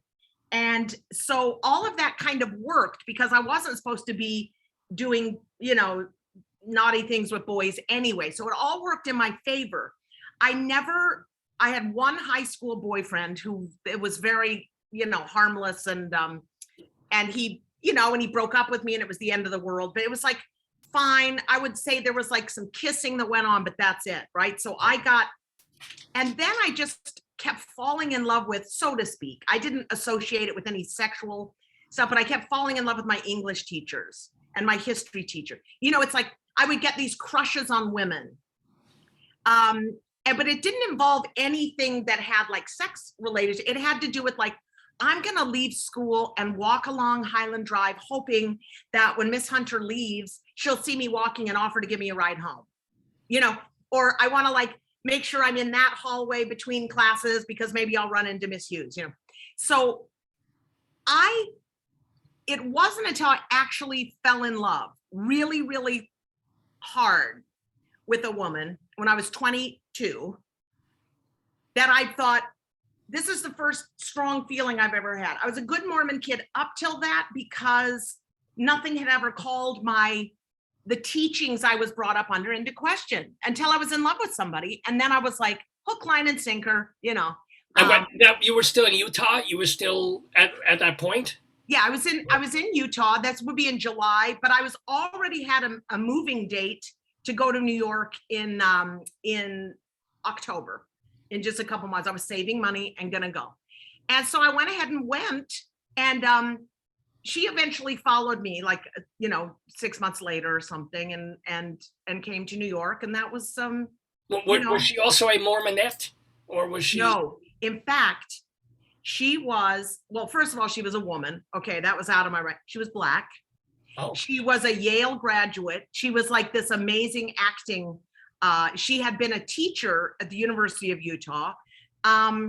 She was on disability for a heart condition, and she had permanent disability now. And she was, at the time, a Buddhist, so I just got all of it at once. I was like, I'll take it, let's go. So it was I was very innocent through that. I mean, I didn't really, but she was at a place in her life. She was about 17 years older than I was. Oh. She was at a place in her life where, I don't know, she was a great, I'll tell you something. I've always meant to go on the Moth, the storytelling thing and do this, but she died. We were together 5 years, and she died on stage during a production of Hedda Gabler. And I was in the audience. I know you can smile at the end of it because it's totally bizarre. Yeah. Right? Was she playing Hedda? Did she? No. She was playing Aunt Julia, which is in the very beginning. She comes in and she tells the maid, I'd like to see Hedda. And Hedda comes in, and it's in the stage direction. Aunt Julia goes to hug her, and Hedda offers her hands. And as soon as the actress had her hands, she just went up and over and had a heart attack and died. I know. Were you there? Did you see that? Were you there? I saw that. I rode in the ambulance. I had the person come out and say, your friend didn't make it. I mean, it was which is partly why I want to get married. I want to go ahead. There was not a lot I was entitled to there as her partner. Now I got lucky in terms of, I had him over a barrel a little bit because they said, does she have next of kin? Oh, she had a mother. She was an only child, and her mother was in her 90s, was like 90. I said, I will not tell you who or where she is until you get me a person, like a clergy person, to go to her door. Like, you cannot call this woman and say that her daughter died. You have to get someone in person to deliver it. And they did that, but that was kind of like a rare, I had information that they wanted, but it was a very, I was 27 years old. It was this defining relationship in your life. It was a cornerstone of your existence. Exactly. And that it was my life. It was like my whole life at that point. And it was a lot, I think maybe 27, I would sort of test this hypothesis with other people. 27, I think, is about the last time in one's life that maybe you have a chance of thinking you know it all. And I thought I had it all together. I was in love. I was this, blah, blah, blah, blah. And that threw me into such a loop. I mean, I can't imagine being thrown into a worse one. And I hope to never have to do it quite in that way. But anyway, she was great. And that's kind of how that, I had to test all of my religious beliefs, because I didn't ever really have my own testimony, if you will, of my church and everything. And people would say, well, just lean on mine until you get one. And I did. I just kind of sort of said, like, oh, my spiritual awakening will be coming. I'm not worried about that. I'm living a good life. And then I had this experience of falling in love with someone, and it was good. And every negative thing I'd heard about was now a positive, and I had to come to terms with that. And it took me a long time, but I did. I feel great. Are you an atheist now? I mean, do you believe in anything besides love? Besides, I don't think I'm an atheist. I guess I'm more. Well, you know what? I've been an a recovered alcoholic for about 15 years. And that gives me the spiritual. So I think there's a physical side of life and a mental side, and then there's sort of a spiritual side. And however that's where that kind of goes for me, is over there. I did hear a great thing from an atheist though recently. And I thought, you have to give this some respect. And it was, he said, people always say to him, like, well, how could you be an atheist and not believe it? Like you have nothing to live for. And he said, no, I have nothing to die for.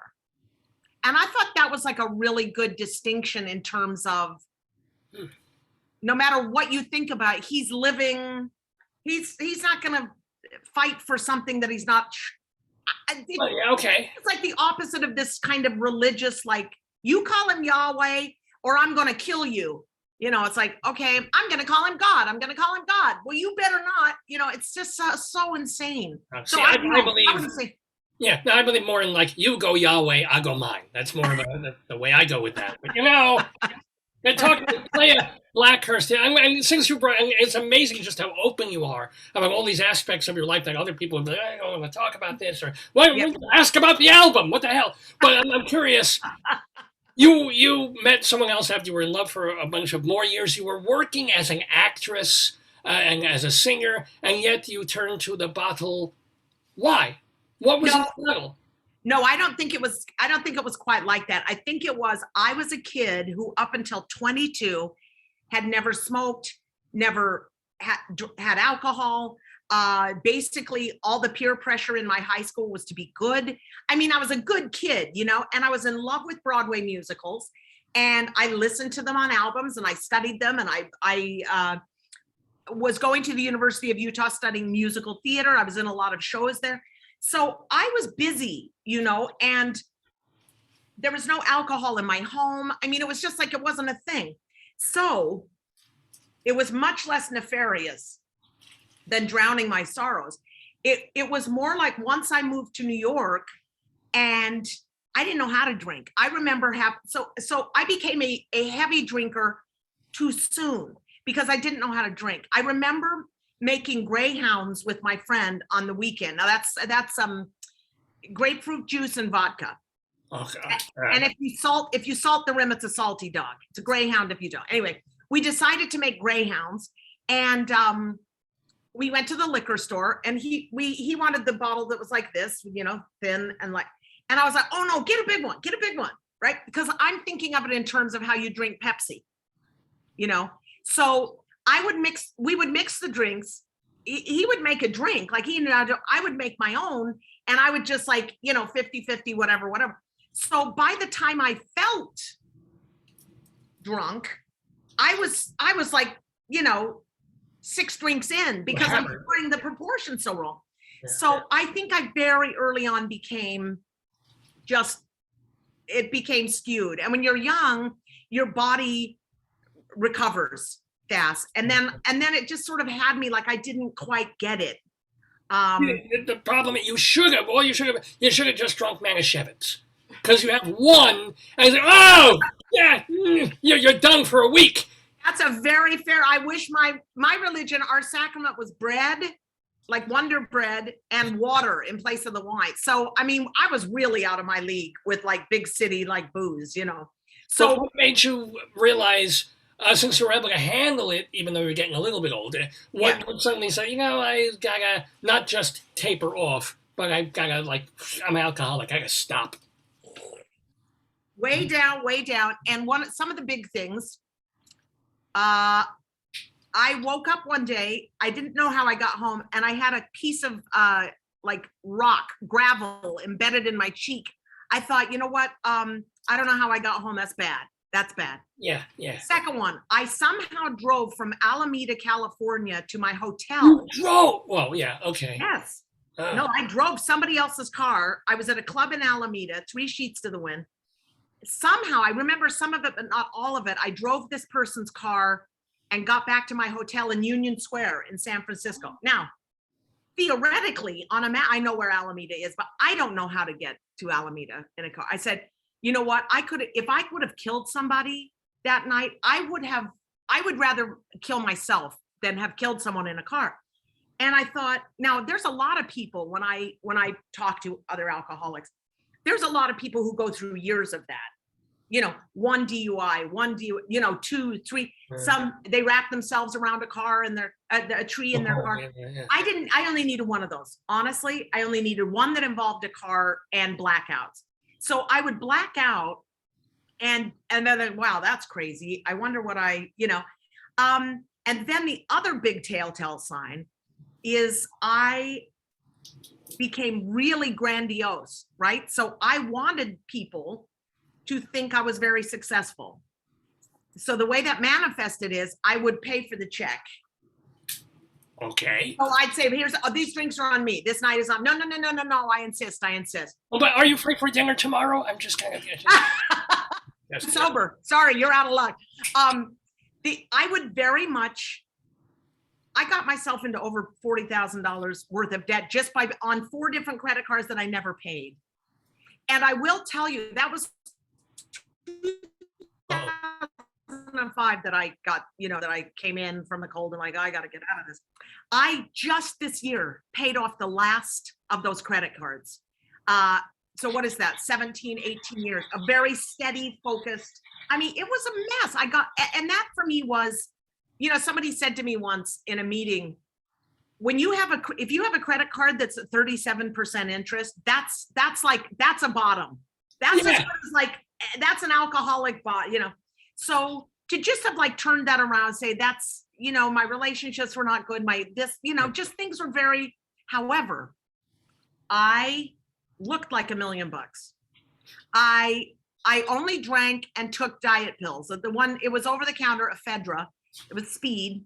I was a size 8. In fact, I'm sure in this cover, I'm a size 8.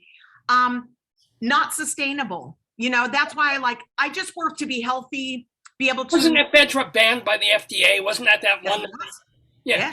Terrible for your heart. And, but that was like my lowest, I looked great. And I said, you know what, that's worth letting go of that a little bit. Now I just work towards being healthy and being able to have the endurance to sing the way I do. Not because the way I sing is so, I'm a belter. And sometimes it takes a lot of energy to be quiet when you're a belter. I mean, the belting is one thing and the quiet is another thing too. So I need energy. I will say this, that one time I wrapped myself around the pole.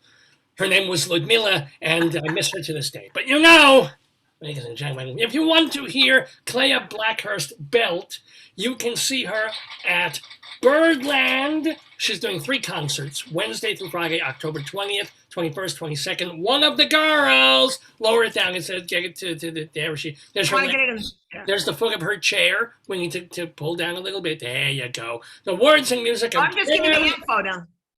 Jerry Herman, Klea Black. Oh, yeah. There you go. Presented by Denise Cooper, whoever that is. For more information, go to birdland.com and KleaBlackhurst.com, Klea Blackhurst, HURST.com. And we put it in the chat for folks who are watching right now. Okay, great. There's a link there on the chat. So, you've been telling such amazing stories. I'm afraid we're going to be disappointed in the next one because I was looking at some of your old interviews and I'm like, okay, here she is. This woman was in a musical version of The Nutty Professor. Okay? Yeah. And it was like The Nutty Friggin' Professor, an old Jerry Lewis movie, which was decided to be turned into a new musical directed by Jerry Friggin' Lewis. That's right. And you were in the out-of-town tryout directed by Jerry Lewis. And I was like, oh, God, tell me a Jerry Lewis. And then you were on stage at some cabaret thing. And everybody said, oh, tell me a Jerry Lewis story. You didn't have one, really, except, well, tell me a Jerry Lewis story, please. Oh, I can tell you, Jerry. Listen, do you want a serious one? You want a funny one, a serious one? Both. Give me some Jerry now. Okay, well, I mean, actually, this album led to it. A friend of mine gave him this album of me. I sing on here. This is my Ethel Merman show. And I sing and tell stories. So it's both. And both are listed as such. It's a story or it's a song. And somebody gave this to Jerry. And I got a call one day from a woman named Penny in Jerry Lewis's office. And he wanted to meet with me. And he wondered if there was a time coming up I'd be in Las Vegas.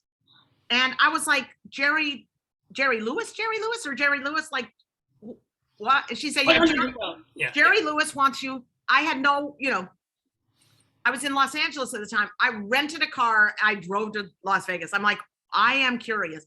And I was so nervous going in. And my friend said, I was in the parking lot. I was like, I don't want to go in there.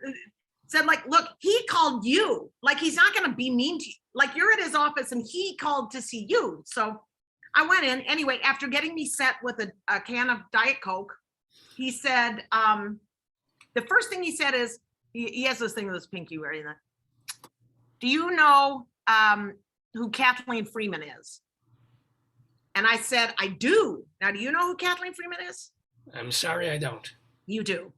Kathleen Freeman she was in all Jerry's, in the movie, The Nutty Professor, she plays the secretary to the dean of the college. Oh, okay. I mean, it's a movie I haven't seen in 25 years, but okay, yeah. No, it's okay. She's in Singing in the Rain. She's the one who is like the speech enunciation teacher. They're like, Moses has. She's every character lady, every maid, every secretary, every reception in every movie for like ever. And she was one of Jerry's main, when he started making his own films, early 60s, breaking from Dean Martin, she was part of his like stable of, actors that he would and do. Like the Disorderly Orderly and Way Out, yes, and the Target Janitor, all those movies she was making. Yes, she's in all of them. Yes. And in fact, the last appearance that we would know, possibly you would have seen, was the musical Full Monty. She played the piano player in that. The old lady who's like on Broadway or in Broadway. Yeah. Oh, okay, yeah, all right. So 2001, she was nominated for a Tony for that. So she was around, and she actually saw my show, and she was I went by her at her table, and she was like tapping her glass with a fork, in place of applause. And later I learned she was fighting cancer, and to like clap your head, it's extremely painful. Her hands were pain. So she was clapping by hitting that thing. Once I learned that, I was like, actually, that's beautiful. Anyway, so back to Jerry. He says, do you know who Kathleen Freeman is? And I did. And he said, I think you're a 21st century Kathleen Freeman. And I was like, thank you. Because she had passed away by this point. Right. So it's not like she could be her own, And then he just said, I'm turning The Nutty Professor into a musical, and I want you to play Miss Lemon. And is that something you would want to do? Is that something you might possibly be interested in? And now, I at that point am the most Broadway thing about the show. Like, there was no Marvin Hamlish. There was Marvin Hamlish and Rupert Holmes did the score, but they're not even on the job yet. My friend Michael Andrew was playing the professor. He was my connection. That's who had given him the CD, and subtly worked my way in there, and Jerry arrived at that on his own. So about 7 years after that, it slowly made its way. And as Marvin and Rupert were writing a score, they had this great number. They were writing this character for me, who would be sort of the second lead. So there's the professor and Stella, and then they made the Dean Warfield and Miss Lemon into kind of the second lead. Beef them up, yeah. And each, as they got it going, they were writing it, and Marvin said, we got to get somebody in here like Debbie Monk or Mary Testa. And it wasn't personal against me because they didn't know me. It wasn't saying not Klea. He said, we got to get like these ladies. And Jerry, my spies at the table would tell me, Jerry would just say, no, I want Klea. She's great. You're going to love her. It's fine. He kept me every step of the way for 7 years. And that's when people get booted off their projects, So I loved him for that. He thought I was very funny. I mean, I know all the stories about Jerry Lewis. I know all of them. And there were times when I was very uncomfortable with, there was like this part of him that was, in my experience, like the star. And he would kind of do this weird star thing with strangers, like where he suddenly wouldn't want to sign an autograph or suddenly whatever. And then there was like this, by the time I was working with him, he was kind of this grandpa. He was this sweet old guy that I don't know. Anyway, so I am not totally starry-eyed about who he was in his relationship, but I was somebody that he just loved. He just thought I was like great. Was he a good director at that? I mean, in other words, was he able to truly direct a musical at that point? To be honest, no. Yeah, I see your head. No. And Joanne C. Hunter. She's a choreographer, and she just was on the top of the fold in the New York Times over Labor Day. For her, she's doing the Andrew Lloyd Webber Cinderella, and she's becoming this big deal. She's become a big deal, and she was the choreographer. of Nutty Professor. And Jerry loved her because I think when he played the devil in Damn Yankees, she had been in that tour cast. So he felt really comfortable with her. And I would say she was really in there doing kind of shaping, like he had never lit a Broadway show. You know, he was like, why is it taking so long to get these lights figured out? I could do this in 20 minutes. You know, he was talking in like movie. You take a couple of Klieg lights from 1957 and you aim it. Yeah. And I think everybody was like, I mean, I think it was like, are we going to be okay? And are we going to be okay? We're going to be okay. I don't think, I think it was just an adventure. I think that I think the show has such enormous potential. And Marvin's score with Rupert Holmes and Marvin were like this great combination. I think they may have just found each other and they would have kind of been a team now. And unfortunately, you know, obviously Marvin died. Jerry was old when we were doing this. I thought we may wake up someday and we've lost Jerry. I did not expect to get a call that it's like Marvin has passed away. That really was like, that was just out there. That was too much. Do you have any Marvin stories? I mean, because he seemed kind of lovable, and I saw a documentary about him. He's adorable. He was, you know, he was just such a genius. He was just like, I have to say, one day we did 2 big presentations in New York over the years of Nutty Professor before that production. And one day he was playing the piano for this reading. And the conductor, the guy who was the musical director, Todd Ellison, he was kind of like at the piano, still being the musical director, but at the piano is Marvin Hamlish playing this, which is like, he just wanted to. And there was a dance break where it wasn't really set, as I remember. And Marvin was like playing this dance break. And all of a sudden he did this like incredible thing to get out of the dance break. And I remember looking at Todd Ellison, just catching eyes over this, because it was like, oh my God, that was like genius. That was just, it was just everything you want from show business, which is like this amazing mensch, I guess is one of your words. Yeah. It's one of my words. I made that word up. I actually did. Somebody stole it. Now, before, the thing is, in a couple of minutes, we're going to be starting. Dave will come back and be doing the quiz. That we're hoping that you will stay for, please, our trivia quiz. So I don't have much time with you, but I do want to ask, in another show that you were in, again, something that has been Broadway-ish bound. You were the maid, Hazel. Speaking of TV shows that nobody remembers, but Hazel, the maid. What's anything with that? What's happening with that? You know, it's kind of on a bit of a whatever we say right now. I don't know. But a lot of people don't remember that Hazel started actually as a one-panel comic, as a strip, like in the paper. So Hazel started that way. Then that was the basis of the TV show. And now the TV show, they're making the basis of this musical. And it too has such potential. And I'm hoping that they pick it back up again. I mean, I am not a big star, as you may have heard, but as we did the show, nobody was gunning for me. In other words, they weren't going like, boy, oh boy, if we could get pick a star. If we could get Kristen Chenoweth to play the maid, then we'd do the show. No, they made the leading man, they made her love interest. That could be a star. And then people were just like, Clea's great for it, whatever. And that I have to give a shout out to Lucy Arnez, who I met through Marvin Hamlish. We met doing a big tribute to him after he passed away, the first big tribute in January of that year. And Lucy was on that because of her association with their playing our song, right? And we shared a dressing room, and I would catch her like looking at me through the mirror every once in a while. I thought, you know, I was starstruck by her, whatever. But she is best friends of the writers, Ron Abel and Chuck Steffen. And she went to them and said, I found your Hazel. Wow. Yeah, so she was the direct line to that through Marvin. So Marvin, Jerry Lewis, Marvin Hamlish, Lucy Arnaz, and Hazel. So hopefully it can get on its... Wait, I just crossed my fingers, which is not something a Jew should ever do. That's Undo it. Undo them right now. Yeah, I'm turning them into a star. Like 6 points. That's much better. There we go. Oh my God. And by the way, we love Lucy too. She's been on this program. She's a real friend of theirs. She's a great lady. She really is.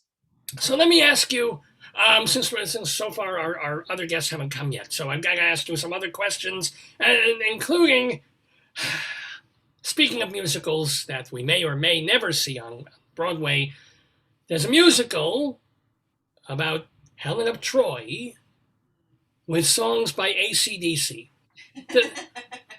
You're laughing, but you know more about this thing than I do. What the hell? Just, there's no question here. What the hell?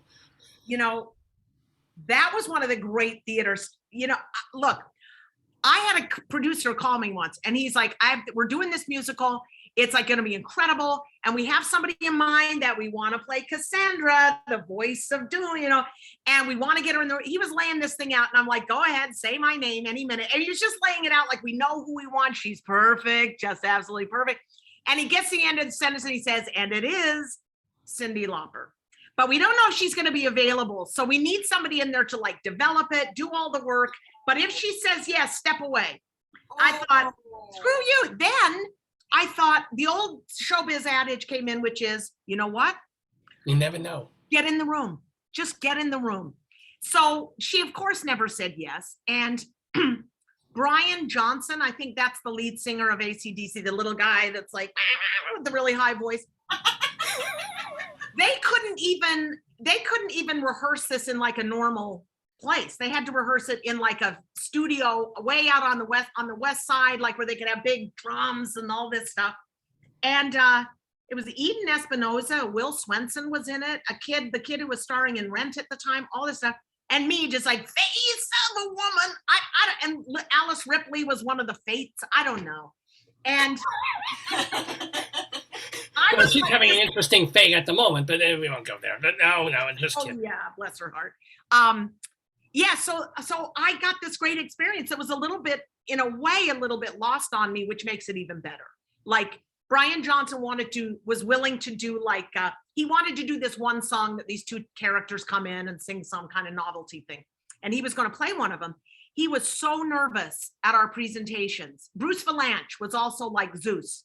Yeah, that's Bruce Valanche. Okay, I'm there. Bruce Valanche as Zeus. I'm there. Yes, I know it. I think this thing could go. What was I saying?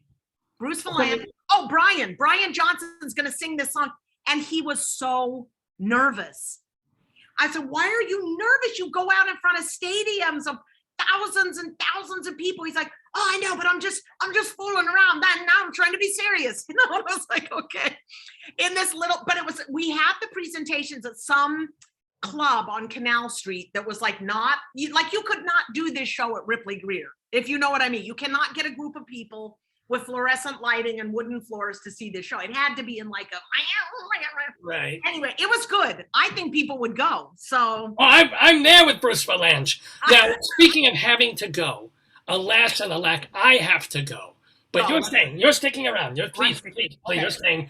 But I have to leave so Dave can come on and play the Today Yesterday quiz. So let's do it. This is so important. Let me play a little bit more. Klea Blackhurst, who is going to be at Birdland October 20th through the 20th. Please come. That show is fantastic. It's 20 years in the making. It's awesome. Please come. And remember that she sounds a little bit like this. No play? Why isn't this playing? I don't sound like that. Oh, wait, I gotta do this. Hold on. This is when she was playing Helen Keller in a different musical. Now let's try this. All right, here we go. Please, damn it. You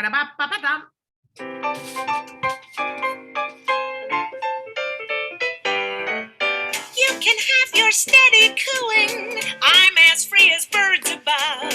With the brand of modern wooing, come easy, go easy, love. Never brings you care or sorrow. That's the love I'm singing of. Here today and gone tomorrow. Come easy, go easy, love. Not the kind to bring regrets for kissing. Not the kind that you forget while reminiscing. Why keep one society if happiness you're thinking of? You can have variety with come easy, go easy, love. Oh, easy come, easy go. Well, the Rabbi had to go, Rabbi Saul Solomon. We thank him so much for talking with Klea Klea Blackhurst in the Daverhood on this episode of Dave's Gone By. And Klea is with us, staying on to play the Today-Yesterday quiz with our friend of the Daverhood, David Sheward, the former managing editor of Backstage Magazine, also the former president of the Drama Desk and current blogger and theater critic for TheaterLife.com and CulturalDaily.com. And we were, for one brief shining moment, we had Leslie Hoban Blake, who is, I'm sure, trying to log back. She was there. Use your phone, Leslie. Do it by their telephone. Anyway, David Sheward, welcome, and say hello to Klea Blackhurst. Now David Sheward is. Hi, how are you? Good. Hi, can you hear me? Nice to see you. Oh, Yeah, great. you froze for a second, but you're better now. So, how was your week, David Sheward? Okay, it's great to be here with you and Klea, who I have enjoyed very much, particularly Radio Gals. Oh. Yeah. I had that CD for such a. I mean, I still have it, but I would play it all the time. And do you have her CD, Everything the Traffic Will Allow? Songs very much made by Ethel Merman, a lot of them. You should if you don't. Everybody can you've been holding that CD up, Klea. Can people get it still, like from your website? Yeah. I think my other albums are on Ghostlight, Shigaboom Ghostlight. This was before the advent of a record company. This is 20 years old, and so I think Amazon is the way to get it, or CD Baby. Or CD Baby. And the other ones are iTunes and everything else. So they're also on Spotify and those kinds of places as well. Yes. Look for Klea, Klea, Blackhurst. We're calling this episode Loud and Klea. Get it? Got it. I get it. Thank you very much. So, you were all here. Leslie was ready, and then we lost Leslie. She's trying to log back in. I have to tell you something, David. At 12 o'clock, I have to make a call. It's work related, and it should only take me a couple of minutes, just so you know. Well, they're fired. So kidding. It's an important call I have to make. It should only take a few minutes. Well, can you make it on the show? It'd be really interesting. No. All right. Is it like some kid who got in trouble and you've got to tell the father? I just have to. It cannot be. I have to go out and then I'll come back. It's fine. We're going to try and make it so that your question won't be. Okay, and I'll forfeit the steal if necessary. Leslie will use that time to pounce. Yes, that's right. I wanted to ask Klea. There was one song you had in Radio Gals, "Please, Mr. Gershwin" or something, Mr. Dear Mr. Gershwin. Dear Mr. Gershwin. And at one point, I really enjoy the whole show. It's just a wonderful show. And was it Carol Cook who was in it? Yes. It was Carol Cook and she was on the CD as well. No, that was Helen Geller. Don't make a joke. Don't make a joke. Her name is Helen Geller. No, I'm seeing Mr. Helen Geller. Yeah, okay. On the album is actually from the Pasadena Playhouse production, which predated off-Broadway by about 4 years. Yeah, I remember Carol and just the way she would say. Carol was the best. I mean, she still is the best. We were just talking about her last night because I'm in Dallas, which is where she's from.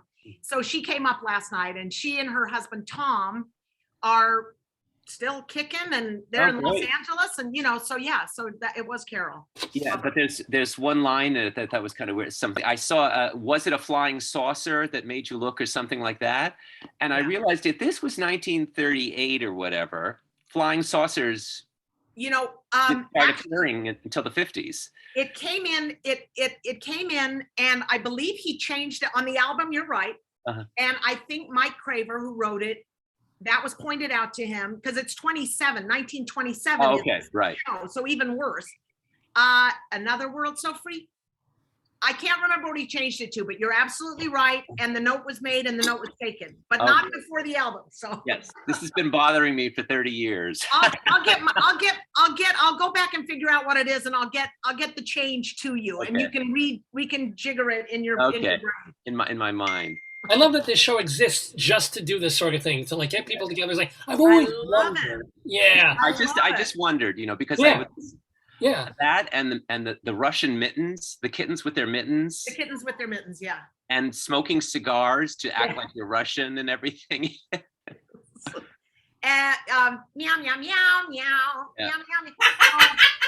Yeah, and the Russian kittens and kittens with their mittens and a big abominable snowman was going to Yes. eat them. A This- hairy snowman. Yes, I'm very impressed. I mean, trust me, nobody has hit me with any of this in a good long time. Oh, So and this the is- rite of spring reference.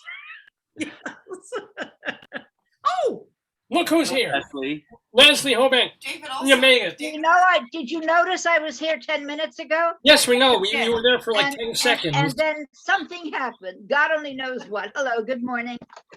So Leslie I'm Hoban. such a fan, Klea. Klea Blackhurst, you have to know that I used to be a cabaret critic and I was such a fan of your cabaret work. thank you. You're love welcome. that. Thank you. I No, want- thank you. I want all of you here at this because this is why I'm here. This is my first new show in I can't say how long. And it's about my relationship with Jerry Herman. Oh, And I had it done before he passed away. It was not meant to be a memorial or serious or anything. It's really funny and fun. So I hope, please come. You don't have to be critics anymore. You can just come and enjoy. Did I'll tell you what. he get to see it? Did you do it for him or show him any of it? No, but I saw him in September before he died and I ran some of the jokes past him and he Oh, laughed. great. So we're Oh, good. great. Oh, What I great. might ask is like in the point when if it doesn't fall within a time as the questions go in the quiz when David has to take like a 5-minute break, I may ask you, Klea, to tell us a Jerry Herman story because Rabbi Saul did not get to Happy to. that earlier. That was, So, and thank you for staying and being, I know you've probably been told this already, but thank you for being brave enough to stay and play this silly game with us. yeah, thanks for putting it like that, Leslie. Well, you know, Dave, or I thought that's how you offered it. Good Yes, morning. it's like here's 40 minutes of idiocy coming right Yes, at you. that's what he said. That's what he said. Come join me for 40 minutes of idiocy. Although it used to be 20 minutes. Yeah, it just gets exponential. Let me It's explain. longer and longer, I know. Klea, yeah. No idea what I'm in for. So Oh. hit me. be fun. It's Oh, a fun. wild ride, Klea, a wild ride. Oh. It's true. There's midgets. There's Oh, seltzer And I boots. saw, the Broadway shows I've seen this week so far. Oh wow. Okay. So that already. Colored Man, what's the other one? I can't read this one. Hey, Colored Man I can read. What Is is this that a one? Is this a room? Oh, okay. And today I'm seeing Chicken and Biscuits this afternoon. Oh, cool. I saw Passover last night. So Oh, did you enjoy it? I really did. I did too. I really did. I'm immunocompromised, so I'm not going to get back to the theater before January. So I'm reviewing only stuff that's been streaming online. Oh, then you can see Diana. I did, unfortunately. I already did. We just reviewed it. Oh. It was the bane of my The existence. sun. And I had to forge through because that's what I do. It's the Thriller in Manila with Diana and Camilla, and she's Yes, like, who's also rhymes with Godzilla later Godzilla. on, which I think Oh. is really amazing. What the hell is wrong with those people? Joe DiPietro should know better. well, The producers should know better. Didn't anybody stop to watch it in rehearsal? well, as Klea knows, it happens sometimes, you know. No, I am a former actor, I'm a director, I'm a producer, and I'm a critic. I know how to look at a show and thank you. No, I wasn't doing it for that, David. It's with fingers. No, I'm not saying with they're that. doing it for that. Oh. Oh, for money. I'm sorry. I thought that was No, applause. it's money, I'm money, sorry. Money, yes. Money. But at some point you look up, even in the midst of the worst shitstorm ever, and you go, oh my God, what are we doing? At some point, Klea, am I wrong? I think Klea, you're right. Doesn't somebody speak up at some time? Money Well, or no money? You know, that's why we get things. We get shows like And this. look at how much time they've had to fix it. Yeah. They had a year and a half when they really could have retooled everything. Absolutely. I haven't seen it. I don't know if it's terrible. Maybe I'll They look. can't change the ending. That's about all they can do. We know where it's going. We Yeah. don't want to go there. Yeah. Well, but Judy Kay is very good.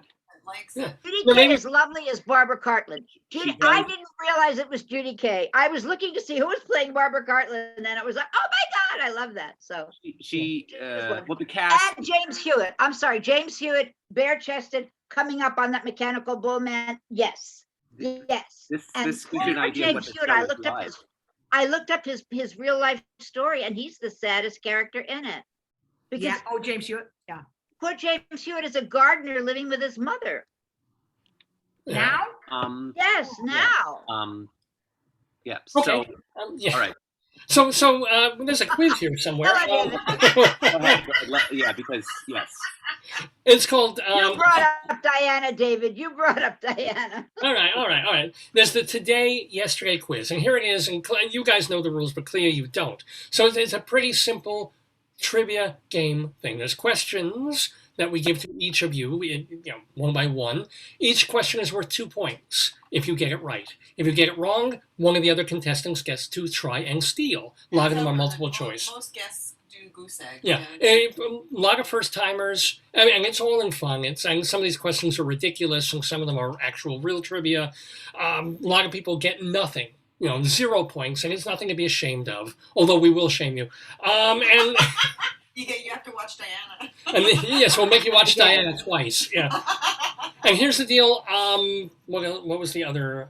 Pick a number and write. Oh, right. Well, that too, and also to let you know that most of the questions are things that happened in history on October 9th.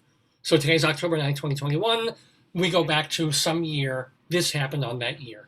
So, and I do need to get, please, Klea, our fresh new guest in the Daverhood, can you kindly pick a number between 1 and 6? A whole number, please. 3.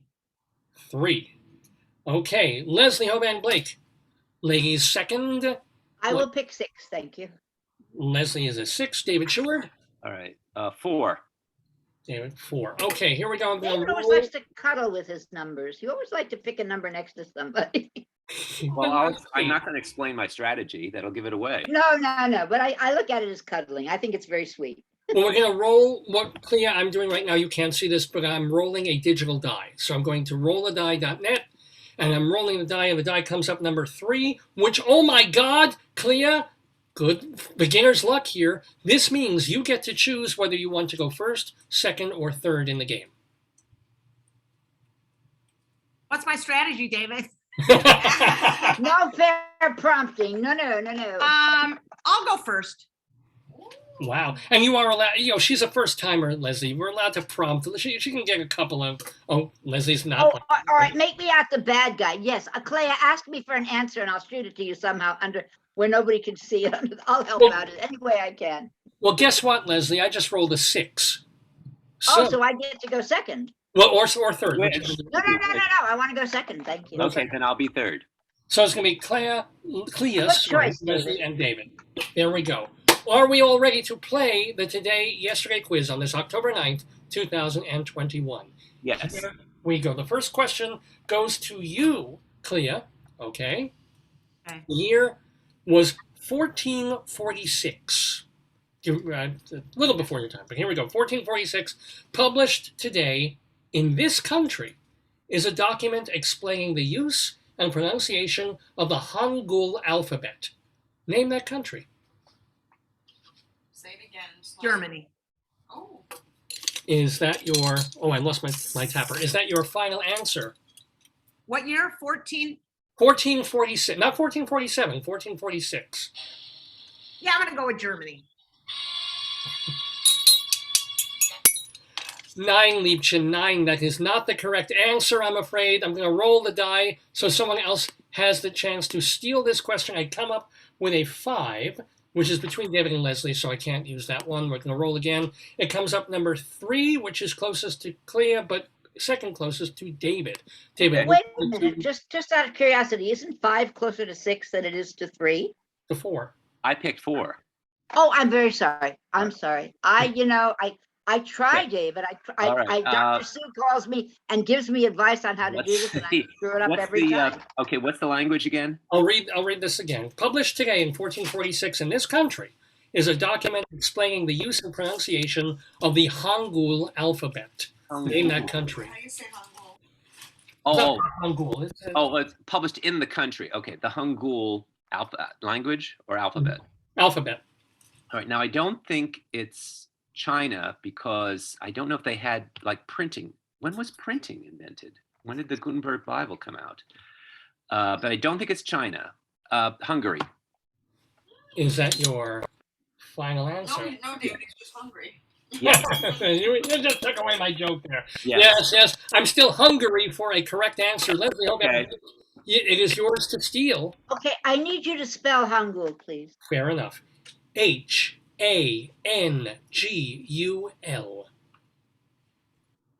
Okay, that doesn't help me at all, but thank you. You're welcome.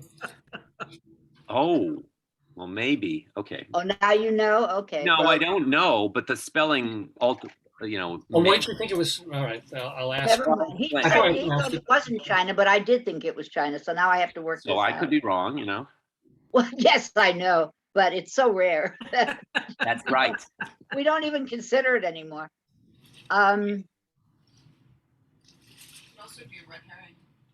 You said Hungary, you said Germany. I don't think it's any of the European.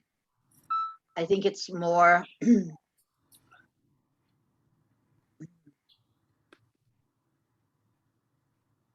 Alphabet. Oh, screw it. I'll go with China. That nobody has any points yet anyway. China, go ahead. Well, the problem with having it Chinese is that you spell something and an hour later you want to spell it over again. But I'm sorry, that's just wrong. And that answer, I'm afraid, is just wrong. But you were the closest, Leslie. It's Korea. That is actually I would never have gotten that. Never have gotten that. Interesting. Yeah, some of the questions are just interesting. We now move, though, Leslie. You can take the lead if you get your question correct. Yeah, from 0, it's easy to take the lead. Thank you. There you go. If you get this, October 9th, 1635. Oh, now we're coming into my time. Go ahead. There we go. It's a multiple choice. Banished, I say, from Mass Bay Colony today is Roger Williams, who will go on to found the colony of Rhode Island. Which of these is not true about Rhode Island? Of course. Here we go. A, for decades, there was a law on the books that you couldn't eat popcorn inside government buildings. Unless you were James Brown. B, Rhode Island's steak appetizer is calamari. Ooh. For a small fee, Rhode Island drivers can get special license plates featuring Mr. Potato Head. Or D, Rhode Island's official state drink is coffee milk mixed with coffee syrup. One of these, only one of these, is not true. Wow. 2 things. Number 1, if they can do that with a license plate, are you moving there? Well, he is. Okay. And number 2, I knew a little bit about Roger Williams. I don't know anything about Rhode Island, so let's do that. All right, coffee milk, the potato head license plate, the popcorn in federal buildings, and what was the other one? Or B, Rhode Island's steak appetizer is calamari. Appetizer calamari. So one is not true and the others all are. Yeah. Potatoes are not known for coming from Rhode Island that I know of. I'm doing my outline thinking, like we sometimes do that. I'm not telling Klea. I know you know. I'm just saying, sometimes I have to say it out loud to think about it. All right. Coffee milk sounds logical. Potato head doesn't make sense to me. Popcorn doesn't make any more sense. And what was that? The one I can't remember both times now. Steak appetizer calamari. Oh, appetizer calamari. Rhode Island is a seaport. Is Rhode Island a seaport state? I'm not even sure. I don't even know. Oh, somebody guessed for the other one, Thailand or India. Oh. TikTok, are you doing, David? Is that your TikTok? I was swimming. Oh, sorry. Oh, was that to show me something? Is that a clue? Wait. I haven't done it yet. It being a port. I'm gonna go for popcorn is so stupid it has to be real. I'm gonna go for the third one was. The third one was for a small fee. Rhode Island drivers can get. That's the potato head. I know that. Okay, I'm gonna say that's the one that's not true.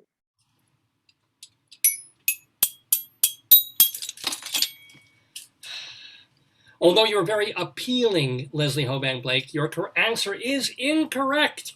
So that is true that you can for like $40 get a Mr. Potato Head on your license plate. So we're going to roll the die, And it comes up number 6, which is closest to Leslie and second closest to David. So Okay. David Sheward, you get an opportunity to steal this question.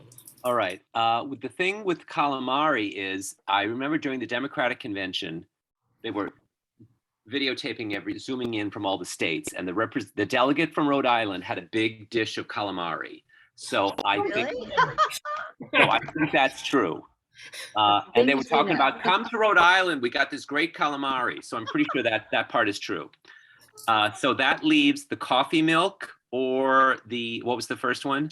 Or for decades, there was a law on the book you couldn't eat popcorn inside government buildings. I'm going to go with the popcorn because I think you looked that up and you thought about James Brown and you said, I'll get him with this. You're not only doing your own thought process, now you're doing his thought process? Oh my goodness. He's trying to I helped out Klea if I don't get it. Well, is that your final answer? Yes, popcorn is my final answer. Heh. Get up, do the popcorn. You're right. Yeah. The Well logic done. is incredible. You got That's me. good. Well, I knew about the calamari, so I figured that was a gift. I don't remember that. I watched it, but I don't remember that. because we were out at a restaurant and I said, "Oh, let's have some calamari," because it made me hungry. We were just talking about it at the Democratic Convention. And by the way, Leslie, the thing about Mr. Potato Head is that Hasbro is located in Rhode Island. So Mr. Potato Head is the official, honest to God, he's the official travel ambassador of Rhode Island. Isn't it Potato Person now? Can you get that job, David? This is Potato Can you Person. send them a tape and get that job somehow? I would love that. Put on a costume and go and be the. But yeah, I'm still bitter that they canceled Potato Day in Greeley. So that made me. But is it but isn't it Potato Person now? So it's non-gender specific. It's Potatex is what they call it. Potatex. Patate. Well, Joyce is saying they can self-identify, so they can. He wants to be a sweet potato. Sometimes. Charlie and I spent 10 minutes over Matthew Lopez's Latine. I couldn't get him to say Latine. He finally learned Latinx, and he said no. And I said no. The guy called himself Latine. You have to say what he called himself.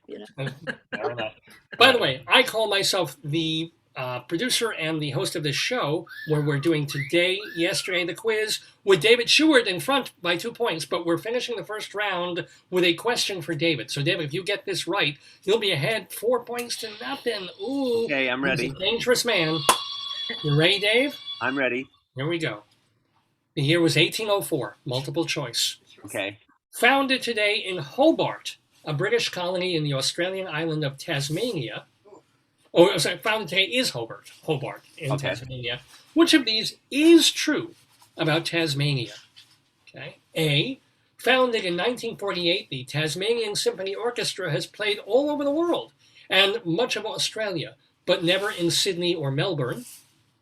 B, Tasmanian rainwater is so pure, one company has permission to bottle and sell it untreated as is. C, the Tasmanian devil is the only marsupial whose body is perfectly balanced, top and bottom, front and back. Or D, the world-famous Art Museum of Hobart was founded by a millionaire who inherited his fortune from his father, who created Vegemite. So this is which one is true? Yeah, all of these are false except one. So something was founded by the guy who found it. So what was founded by? Or the world-famous Art Museum of Hobart was founded by a millionaire whose dad created Vegemite. Didn't Lucy sell that on I Love Lucy? That was Vegemite. I know. He knows. Vegemite, yeah. Now the Tasmanian devil, at least is how it's portrayed in the Warner Brothers cartoons, does not look particularly balanced. No.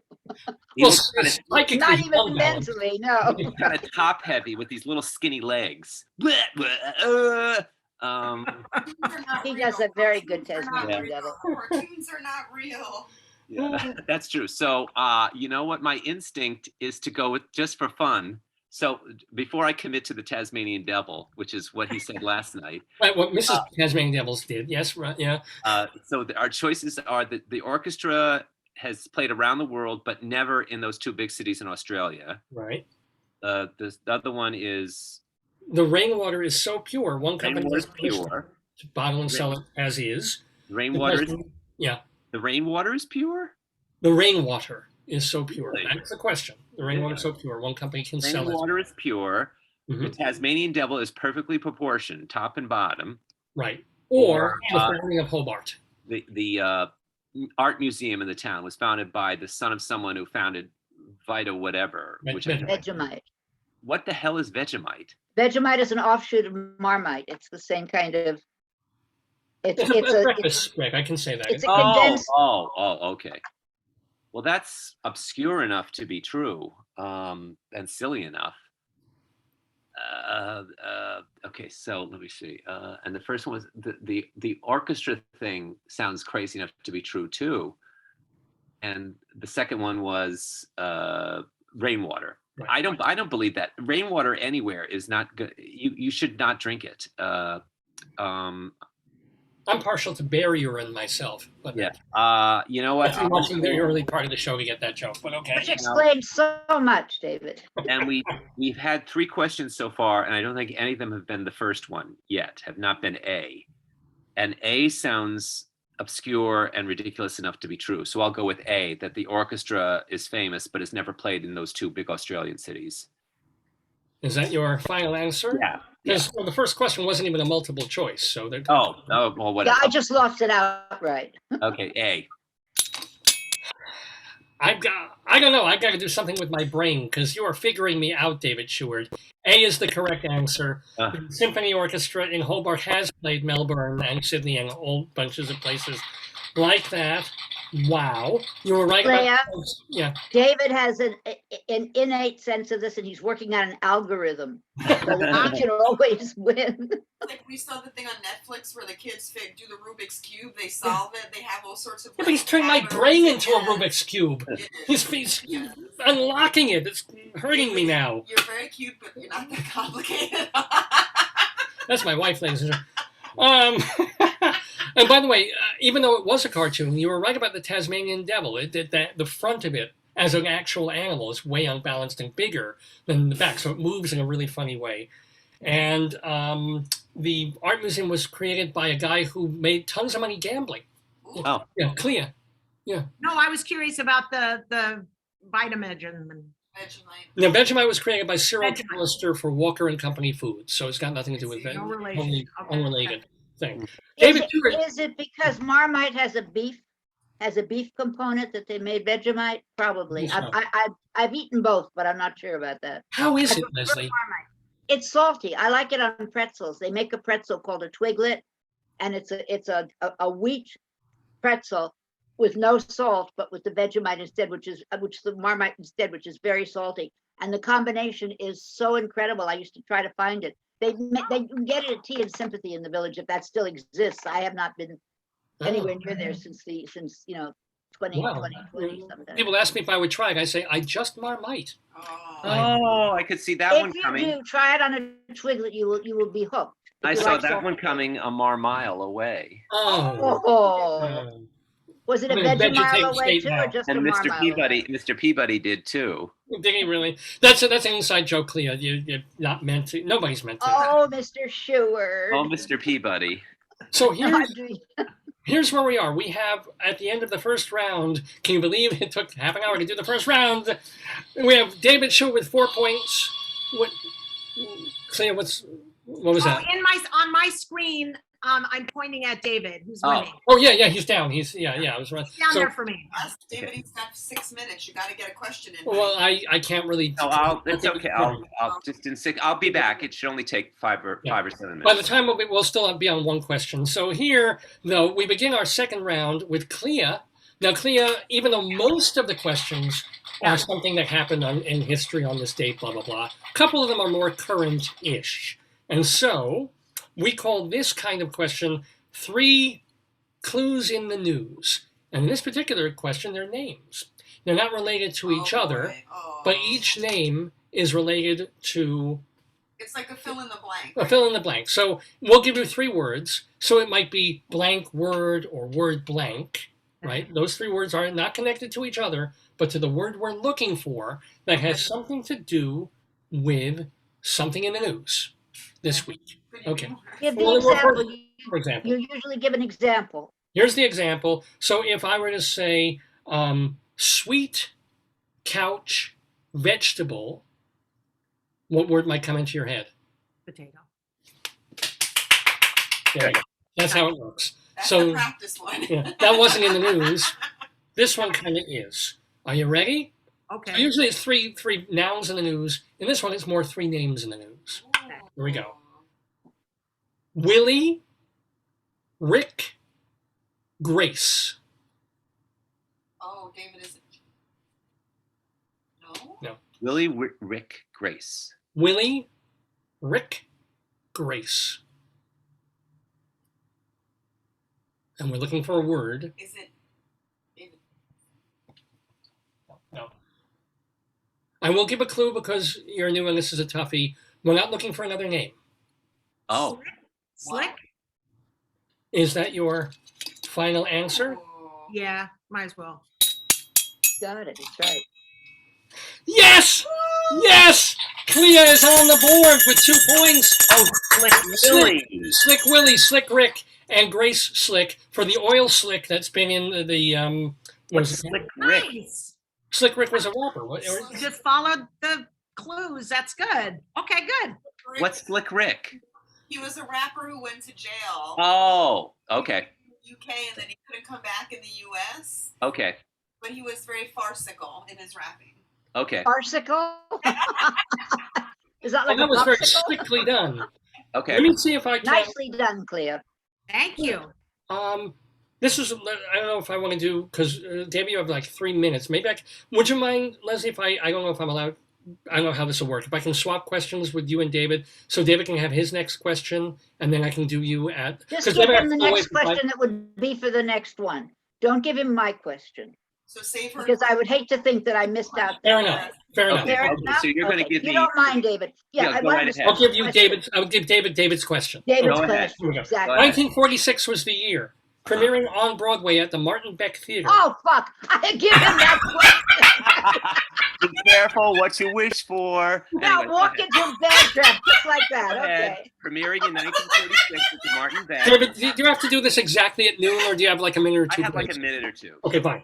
Fine. Premiering on Broadway at the Martin Beck Theater. Freak out the Mormon. Eugene O'Neill's drama, The Iceman Cometh. Okay. According to mentalfloss.com, which of these is not true about ice? Oh, see. Oh, okay. So, Leslie, it's not like, yeah. It's okay. It's okay. Go ahead, David. Hey. Have fun with ice. Take it. Jason Robards.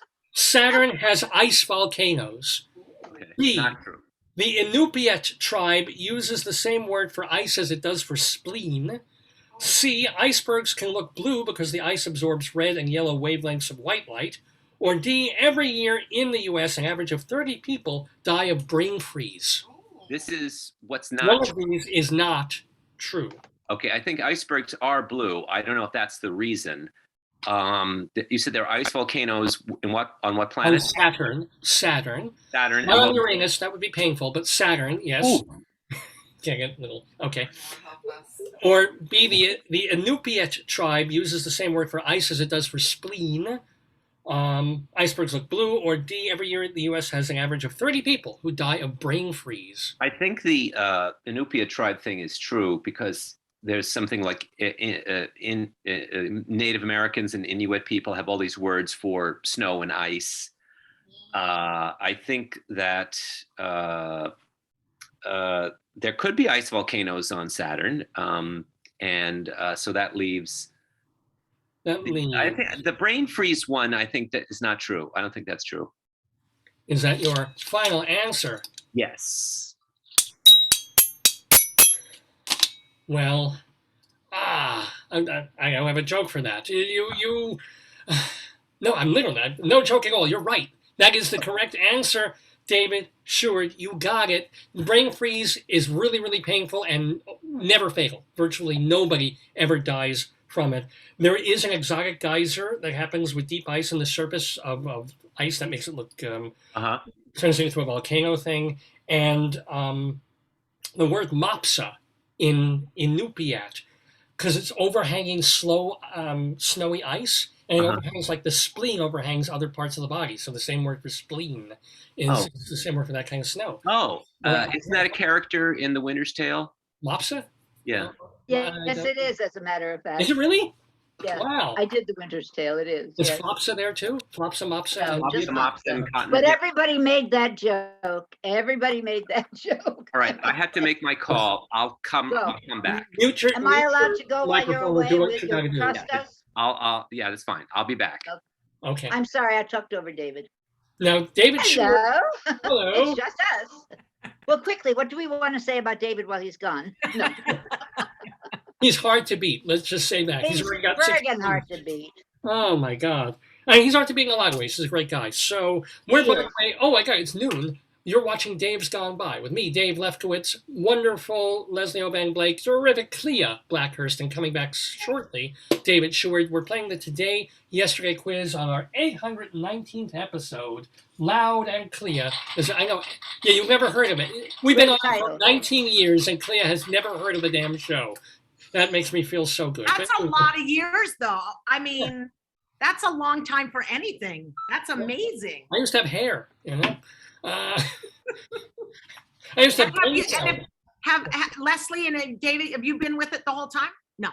So No. Got you. Okay. No, But it helped to get me through the pandemic, Klea. It got me up on Saturdays. It gave me a reason to live, you know. No, I did indeed. Now, here's the deal. Leslie, the next question, or the previous question, actually goes to you. I guess it doesn't matter. Yeah. So here is your question to finish round 2. And I forgot to mention, Klea, you're going to need a pen and paper later. So that's all. Okay. Or a pencil and paper, just something to write on. I get it. It's right there. I can hear. I'm right here. Good. Leslie, for you, this is not a multiple choice. And you're going to get this one. I know it. My second non-multiple choice. Thank you. Go ahead. 1907 was yeah, of course I'll get this one. There you go. Born today in Paris is this film director whose meticulously worked out comedies included Playtime, Traffic, and Jacques Tati. Is that your final answer? It's the only answer there could be. A Jacques Tati. Thank God I know my French stuff. Yeah.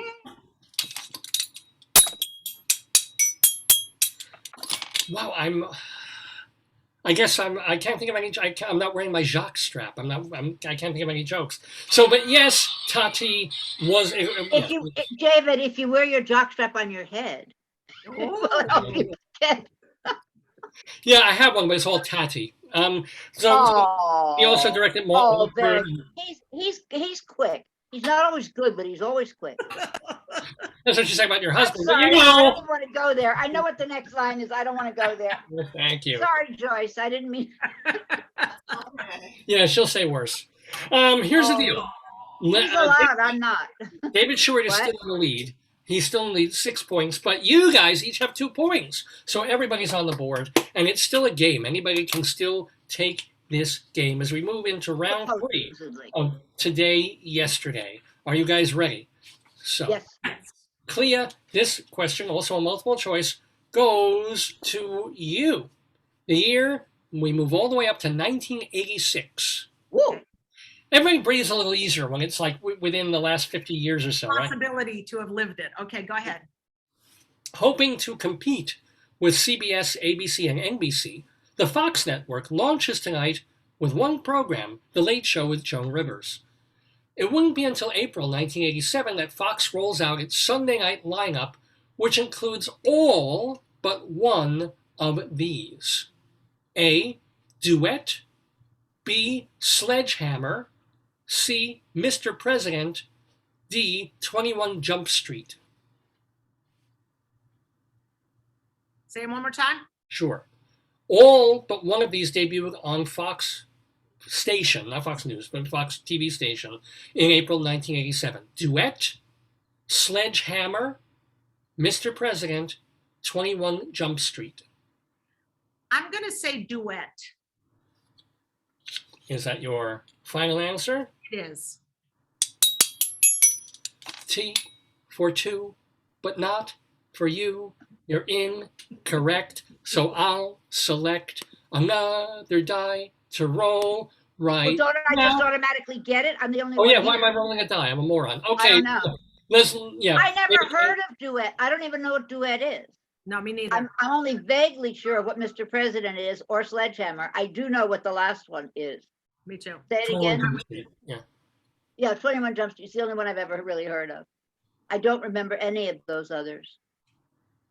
So? Sorry. It's her question. You got to pick one. So she said duet, so that's out. So now it's 21 Jump Street, Sledgehammer, or Mr. President. Mr. President.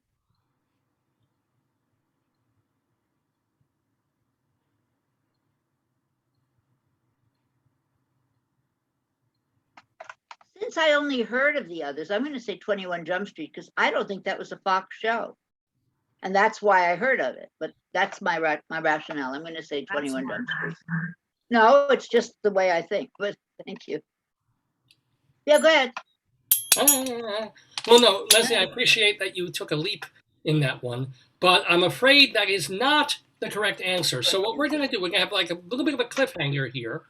We're going to hold it for David. We're going to hold it for David. We'll finish this call, and I can ask Klea Blackhurst to tell us a Jerry Herman story, please. Okay. Oh, well, I got a call in 2019, right before all this shenanigans with the pandemic. And Jerry, yeah, I know, global, perhaps you're familiar. He called me and said that he wanted me to visit him at his home in Miami. And because he had a song he wanted to give me. Oh, wow. That hadn't been used since 1958 in one of the reviews that he did right out of college called Nightcap. And he felt that the song was me, that it defined what was going on with me, and that he hoped that the song and I would have a long life together. Oh, and so I went down. He said, if you'll bring a pianist and come to Miami. I was shocked, first of all, because he wasn't getting out. I do a number of concerts of his work every year through ASCAP. We go out and do it. So this is at the end, obviously, of our friendship. So I was like, okay, so bring a pianist. And John McDaniel had just moved down there. So I called John. I said, would you drive over to Jerry's Herman's house with me? And he was like, yes, he's as big a geek as I am. So I couldn't believe the whole elevator up. I thought somebody's going to say, you can't come in. This is not real, whatever.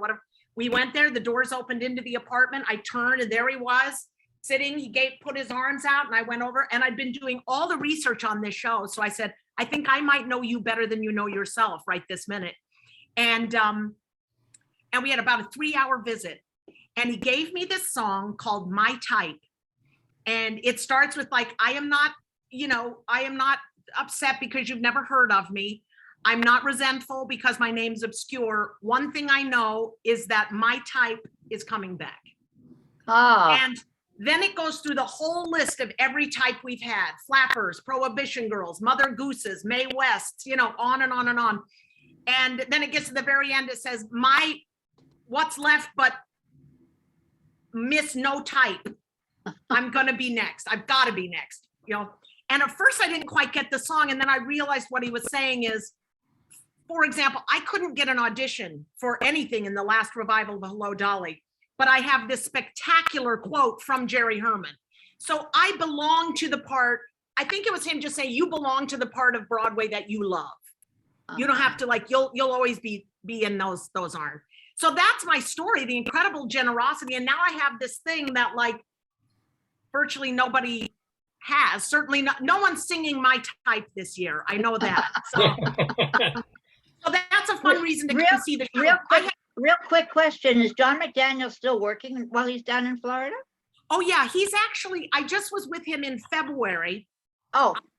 Naples, the Gulf Shore Playhouse they've started up with a cabaret series that John curates. And so I was in his first threesome, and now he's doing Leroy Reams, Karen Mason, and I can't remember who the third one is. So he does 3 of them in each little segment for one weekend. Gotcha. And which is great. I was actually a musical guest on the Rosie O'Donnell show through John. There was the last season of Rosie, she had a cabaret. It was John's Corner. And I was the first guest on that for him. So that's how we met. I mean, he was like just from celebrity days, and now we become friends, of course. So I forgive me, but I mean, I know the important part of that story is Jerry Herman, but it rang a bell. I haven't heard of him in a long time. Yeah, he's down there. He's still working, and he still does a lot of. He's writing musicals now, and getting to certain points. So he's getting close to some good stuff too. Yeah. Okay, good.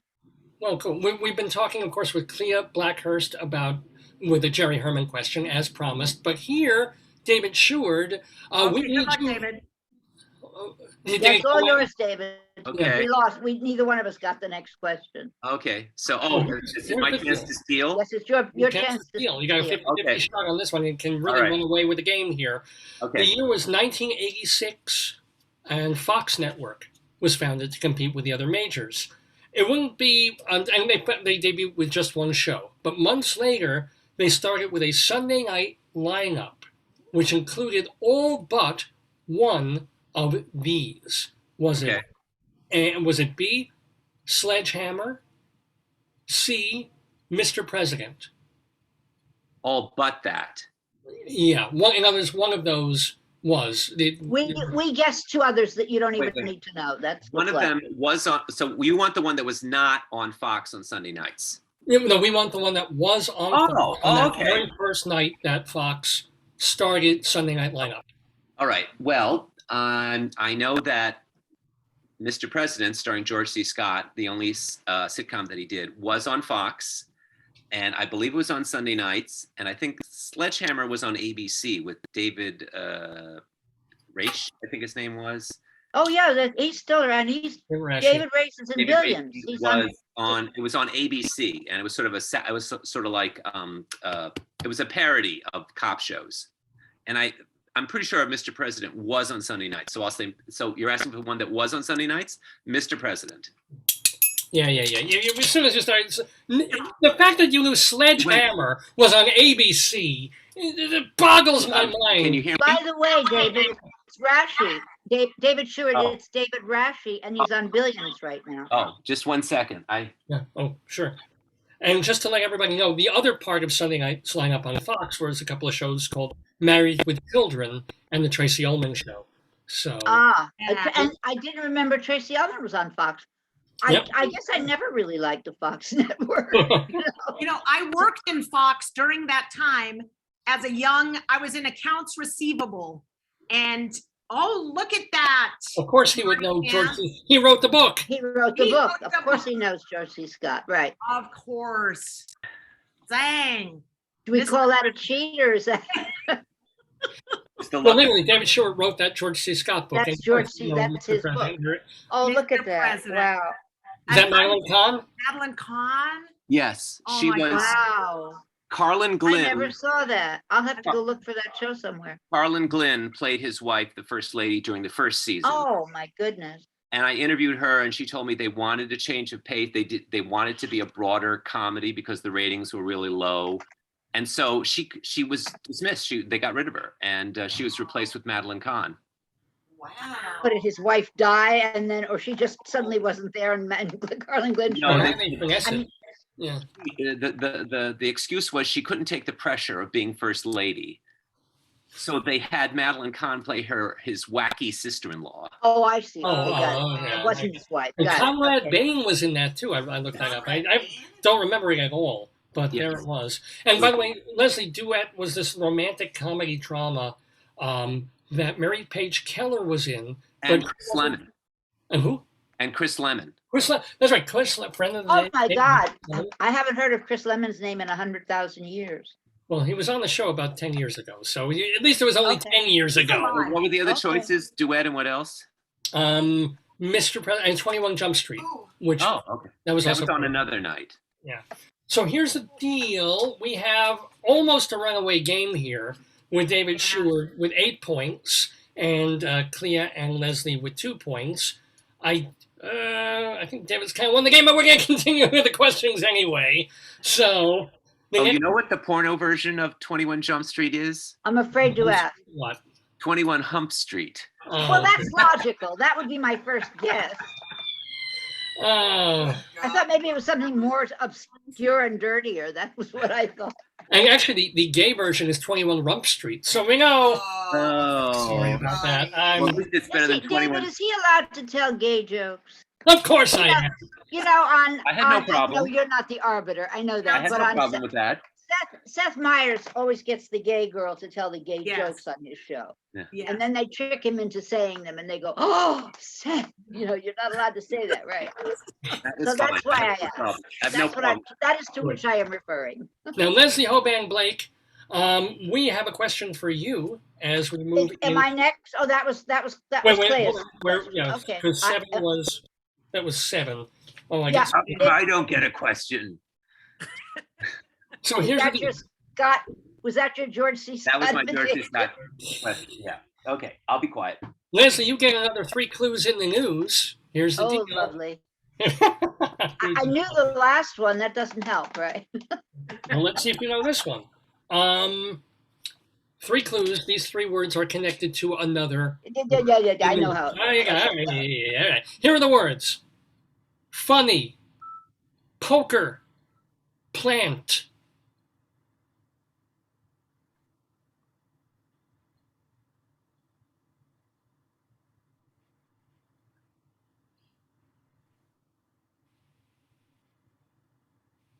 The only word I can come up with is face. It works with at least 2 of them. I'm not sure about the third one. Face, F-A-C-E. And that is your final answer? It's the only one I can come up with because it got in the way of my thinking of anything else. Well, I'm afraid we have to face it, Leslie Hoban Blake. You are correct. That is the right answer. 3 clues, and Klea, you had it. I think I could see from your. Oh, you didn't. Well, what did you think it was, Klea? You went like. What did you have in your mind? Bean. Bean plant. Okay. Bean face. Okay. Poker bean. The word has to go with each of the other words. I thought face too because of face plant or face. Right. Poker face plant, and face in the news for, of course, Facebook and Instagram and Twitter going down for 6 hours. Like half a day. Right. The whistleblower testifying. And we don't know how that happened, right? It's a big mystery how that went down. They were updating it or something, and sure, they got that. That's the first one they tell you when it goes down. They got a list. They explained it. That's right. Of course they did. I'll bet they did. User error. All right, we have in our 3rd round of our Today Yesterday quiz. By the way, it's David 8 points, Leslie 4, Klea with 2. But here's the deal: David Sheward can get all the way up to 10 points if he gets this question. He can. Yeah, Is that a record? He's probably a mental meld. He wants to know if that's a record. I don't know. No. He's gotten like 12 or 14 at one point. Oh, okay. Yeah. Wow. Here I'm happy with my 2, but go on. Well, you should be, and you should be proud of your 2. I'm proud of my number 2 every morning. No, don't go there. I'm not going there. 1992. Never say that number. 1992. 1992. It's a multiple choice. David Sheward released today in theaters the Warner Brother film Under Siege, which solidified the superstardom of lead actor Steven Seagal. Which of these is not true about this actor? Guess we can call him an actor and martial artist. A, his first solo album featured Stevie Wonder on harmonica. B, when training Harrison Ford for an action sequence, he accidentally broke Ford's wrist. C, he slammed John Leguizamo against a wall, not accidentally. Or D, Vladimir Putin personally gave Seagal a Russian passport. I know that the last one is true. I heard something like that. And it was like when his career was like nowhere. So the last one I think is true. So it's what's not true? One of these is not true. All the others are true. Okay, so did he break Harrison Ford's wrist? Did he slam John Leguizamo against a wall? And what was the first one? His first solo album featured Stevie Wonder on harmonica.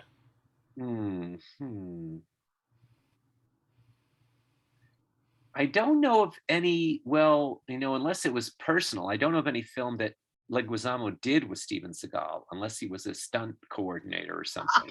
Unless it was personal. Yeah. Well, unless That's it very was funny. I well, know. he said that he slammed him against the wall, not on a film, or what was that? How was that phrased? He slammed John Leguizamo against the wall, not accidentally. Not accidentally, which would mean, I mean, it could, I mean, not on a movie set. Like, oh, I don't like you, or I didn't like Mambo Mouth, slam. Let's see. I was just thinking about James Leguizamo because they're doing American Buffalo again. Right, Let's see. I hope they do it better than the one he was in. Yeah. Let's see. He probably did have an album, and he probably did do the thing. I'll say John Leguizamo. Is that your final answer? Yeah, I'll say it's not true that he slammed Leguizamo against a wall on purpose. Everybody mambo. That is the wrong answer. So we have a steal opportunity. Yeah, I I'll explain all have of a these. feeling that everybody at some point or another wants to slam him against the wall. Right, well, Because, I've never. no, because he can be very annoying. That's all. I don't know him as a person. I don't know him as a person. Yeah, no, I'll explain why that happened. But first we have, let's I see. knew him as a person, maybe. Probably was on a TV show or something, like a funny show, or Well, I'll explain. like I'll remember tell. like Hulk Hogan used to like body slam. Well, that people? All right, so yeah, that was Richard you got the Richard first. You got the first one, right? That was the first one, and you took it out. What letter was No, that? I took out the one about John Leguizamo. Right. What that was letter C, right? Correct. That was understanding. So here's the deal, though. This question, I just rolled a 4. It goes to Klea because it's closest to your number. So Klea, you get to steal. Tell us about Steven Seagal. You have a 33% shot on this one. Yeah, I'm going to guess the first one about the harmonica. Is that your final answer? Yeah. Well, it's a wonderful answer, but it's not the correct one, I'm afraid. I wonder if Stevie Wonder thought he was playing with Van Morrison. Because, but anywho, I know. Or maybe he thought it was Scott Siegel. That could be it.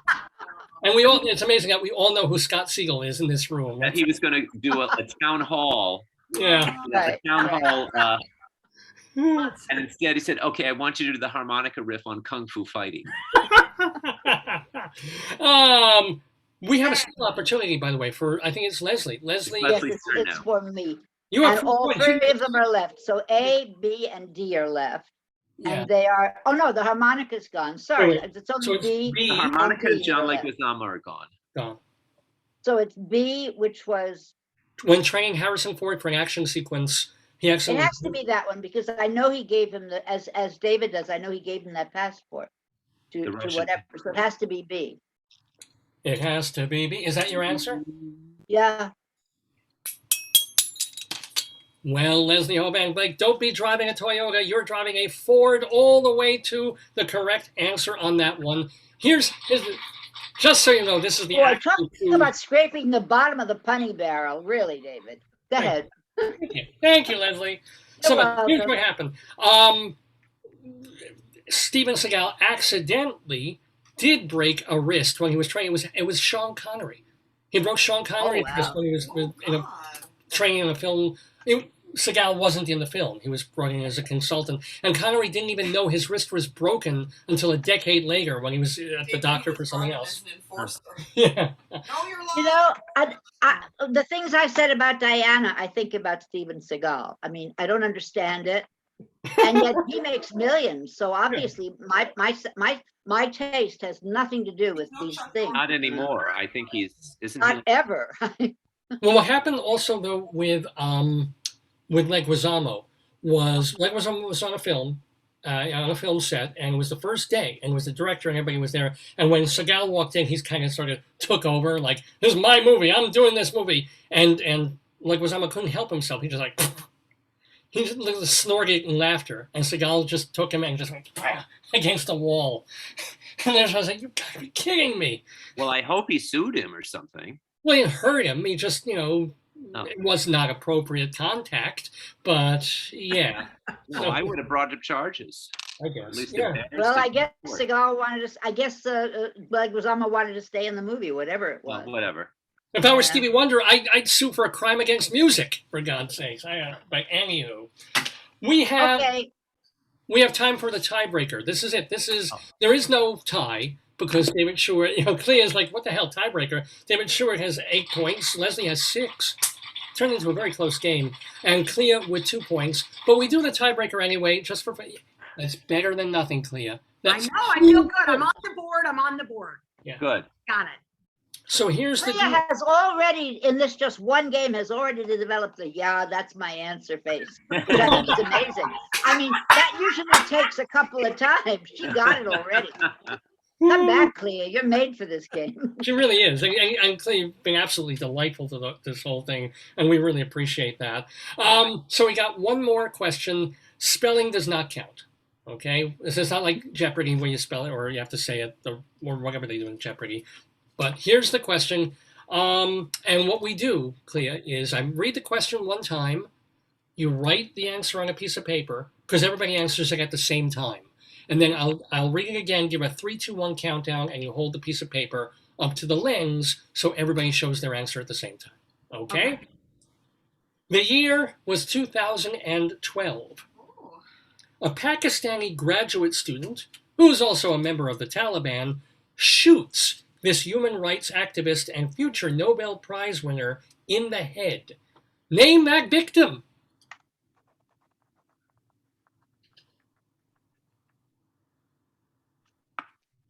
Wait, is 2012? Yeah. You're not naming the assailant. A Pakistani graduate student who's also a member of the Taliban shoots this human rights activist and future Nobel Prize winner in the head. Name that victim.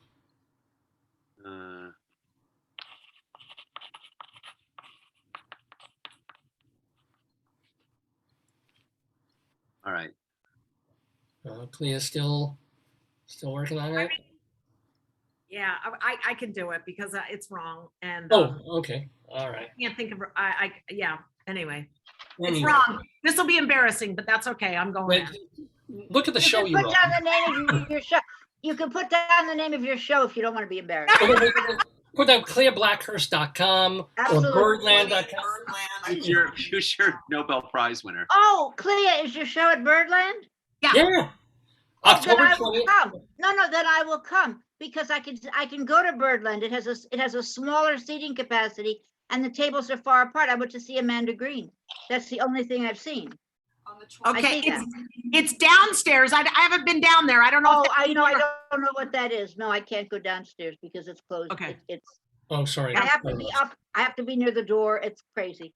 Yeah, it's okay.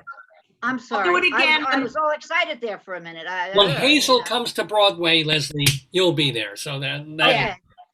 So here's the deal. I'll read the question one more time. We'll give a 3, 2, 1 countdown, and we'll do it. And remember, spelling's not important. That was almost a clue telling you that.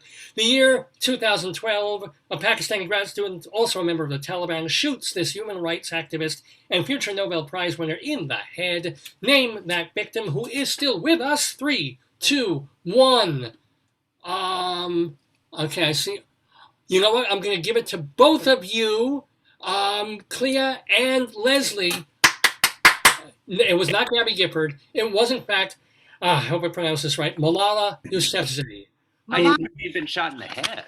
Yeah, she survived. She was shot literally in her head and her face. It did something to her cheek. Yeah. You know what it is, Klea? Because we're women, we know this. That's why. Yeah. Well, I picked a woman too. Yes. And also Klea's musical. So la la la la la. How do you spell it? How did I spell it? Was I wrong? No, actually, you got it totally right, Les. It's not Malawi. It's Malala. Malala. La la la la la la. You gave you the point anyway, Klea. So take it. Well done, guys. Well done. I pulled it out there. You did. Yes. And not embarrassed at all, by the way. Nor should you ever be embarrassed for just how great you have been on this program. Let's remind you of a couple of things. First of all, David Sheward, you so you're going to be reviewing this week the 2 Broadway shows you saw. Yes. Is This a Room? The FBI transcript of the interrogation of Reality Winner, which was her real name. That's a real person's name. and Thoughts of a Colored Man, which was quite good. I really enjoyed it last night. Good, okay. But what did you write about this past week for? Oh, and this week I wrote about Diana the Musical on Netflix. Okay. I will come read it. You have to watch us do it. And and I also subbed for Leslie with Charlie on his show about Sanctuary City. No, it's not his show. It's our show. Oh, your show. I'm sorry. And your show. Sorry, I'm very.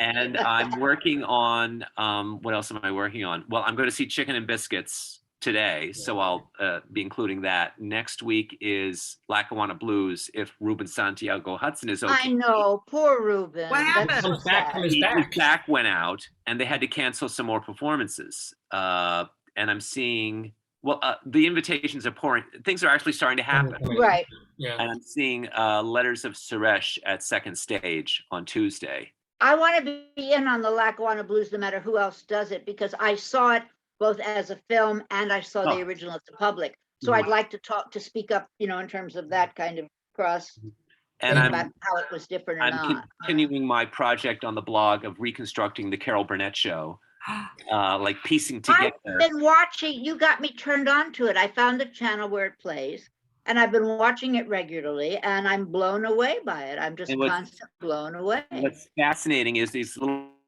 bits and you don't know what's missing. Right. So I'm trying to find the missing parts. Right. And I see, because they have to fit it into a time slot. Yes, and there's one show that's shown up on YouTube that is 44 minutes. I mean, on Amazon, that's 44 minutes. The one with Wayne Rogers and Buddy Ebsen, in which they do War is Heck instead of War is Hell, and West Dakota County Fair, this very funny parody of State Fair. Are you going to make a book out of that? I don't know. I mean, making a book I could make a self-published one, I suppose. Well, these days, isn't that what everybody does anyway? It's possible, Well, anyway, but you mentioned your blog. Let's remind people that the blog is called The David Desk. The David Desk. Look at that. Clea's writing it down. The David Desk. Yeah. And you also, your theater reviews, though, go on culturaldaily.com and Theater Life. And Theater Life, yes. So go see those, everybody. Go read those, everyone. Now, Leslie Hoban Blake, as we were just saying, you did a new edition of Critics Circle, featuring David Sheward and also Charlie Gross on the YouTube channel. Yeah. Okay, so what we did was we reviewed, David Gross and I reviewed together. Charlie Gross. Yeah. Diana. We reviewed Diana. We also reviewed Rita Moreno, but we didn't have room for it. So we pushed that ahead to next week and we did a little blurb at the end. So we're a little ahead of the pack for ourselves now. And then there's the David segment on Sanctuary City. And then there's our Tony wrap up that we did in our best bib and tucker, as it were. I don't know what a bib and tucker is. Is that the thing you tuck inside your shirts if you're a guy? Is that what a tucker is? Probably. Bib and tucker? I don't know. Vicki, I believe it's what a drag queen does. Oh. No, that's not called. I thought it was. You didn't make that. That was my wife making that one. You're right. You're right. absolutely I thought it was what you wore to eat lobster. There you go. Oh. Anywho, anyway. Now also. And Klea, that's called Critic Circle, and it's on YouTube. Critic Circle on YouTube. Check it out. And by the way, you can also see Leslie and Charlie, and sometimes me, years ago in Two on the Aisle, which is still also on YouTube as well. And those are theater reviews. And if you were going back to the theater, you would certainly be one of the people that we wanted to be co-hosts while I'm not able to. I mean, right now, Charlie is one on the aisle in terms of our show. And so are you going to the theater, David? It's fine. This week, I finally made up my mind, and so I booked for the Lehman trilogy and for Lackawanna. So I skipped Passover. I wasn't ready. Tell them you filmed your show stuff. Tell them. Well, there's not much. I mean, the first time I came into the city was 2 weeks ago to film footage of Shalom Dammit. Oh. I'm going to bring that back to, I'm sorry, I missed that. Klea, what did you wrote down? Oh, I just got, so I'm up to date on what I want to catch up on right here. Oh. Well, put that on shalomdammit.com. Add that down there, because Rabbi Saul does all sorts of stuff on his website, and so that's what I've been doing. But Klea Blackhurst, see her at Birdland.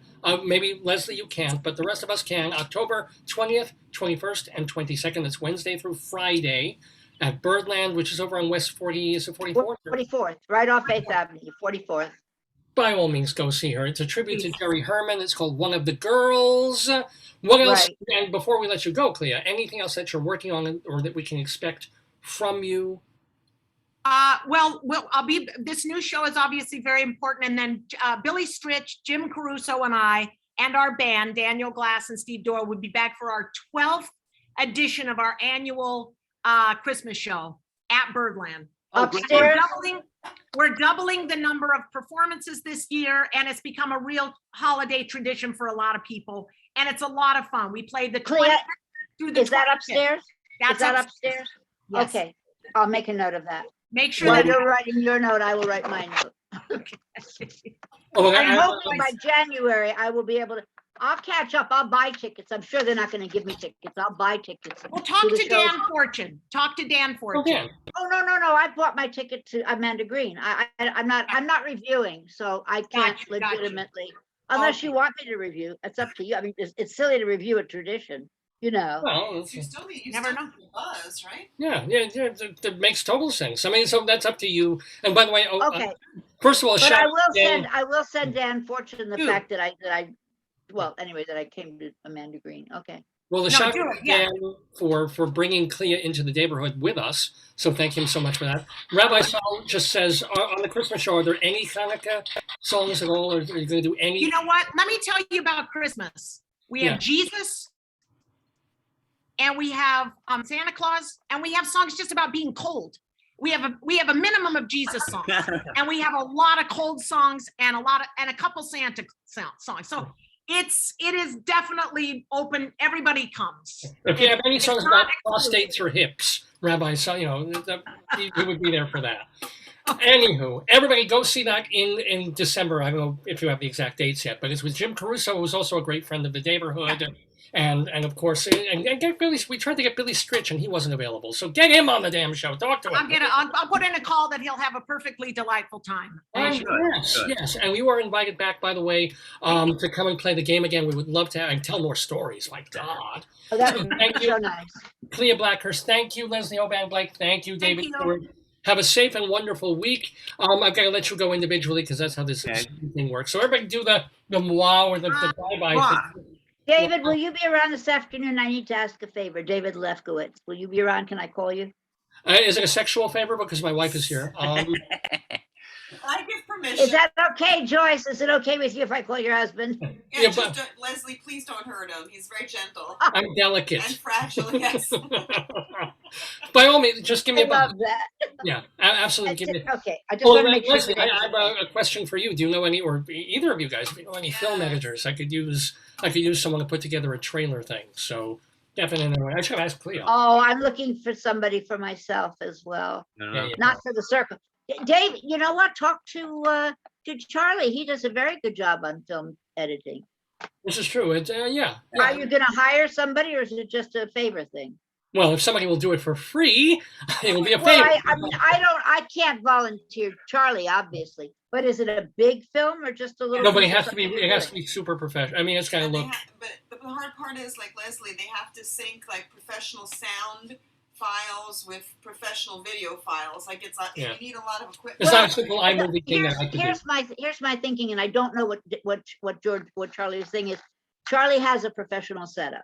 Oh. Whatever ours looks like, it's because our sound system, when we use it, is not. When we do work on trailers and whatnot, it syncs up and whatnot, and they'd be using your sound, whatever sound is on the trailer. Right. There's MP3 files that have to be synced. I can't speak for him, and I can't volunteer him. Let's talk after, like, privately, not in front of. Well, no, you talk to him. I'm not even in the middle. Say Leslie thought you might be interested, and back. That's it. And well, anyway, Leslie, I'll talk to you later off camera, and then of course we'll see you next week, God willing. Okay. For the next edition. Sorry, David Sheward. It's not that it's not. I just don't want this on the air. What I'm telling him. What? What? Bye, Leslie. Have a great week, and bye, David Sheward as well. Have a fine week. And Okay, good. I'll probably good. see you on the aisle pretty soon. So there you go. Thank you so much. I look forward to it. Bye-bye, ladies and gentlemen. Oh my God. Okay, it's 12:39 in the afternoon. here in the Daverhood. I'm Dave Lefkowitz. We do this every week. If you want to watch how we've done it every week, remember that we have our website, davesgoneby.com, which literally from the very first episode we did back in 2002, all the way to the episode we did last week, or 20 weeks ago, or 200 weeks ago. They're all there. We've saved virtually every episode except a couple that were lost to technical difficulties. They're all there. They're all free. The last 4 years is video. The ones before them, audio. davesgoneby.com. There's even a separate archive of just the interviews. So if you enjoyed, if you enjoyed the chat with Klea Blackhurst, and how could you not? What a wonderful, you know who I thought of? Lisa would like her, a friend from Colorado. Yes. Or Dave and Cheryl.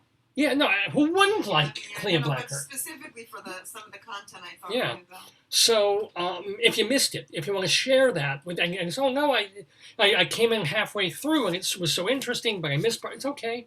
It's okay. It's archived automatically on Facebook when the show is over. It stays there on Facebook, but go to davesgoneby.com to watch in about 24 hours, we'll load up the episode and it'll be there.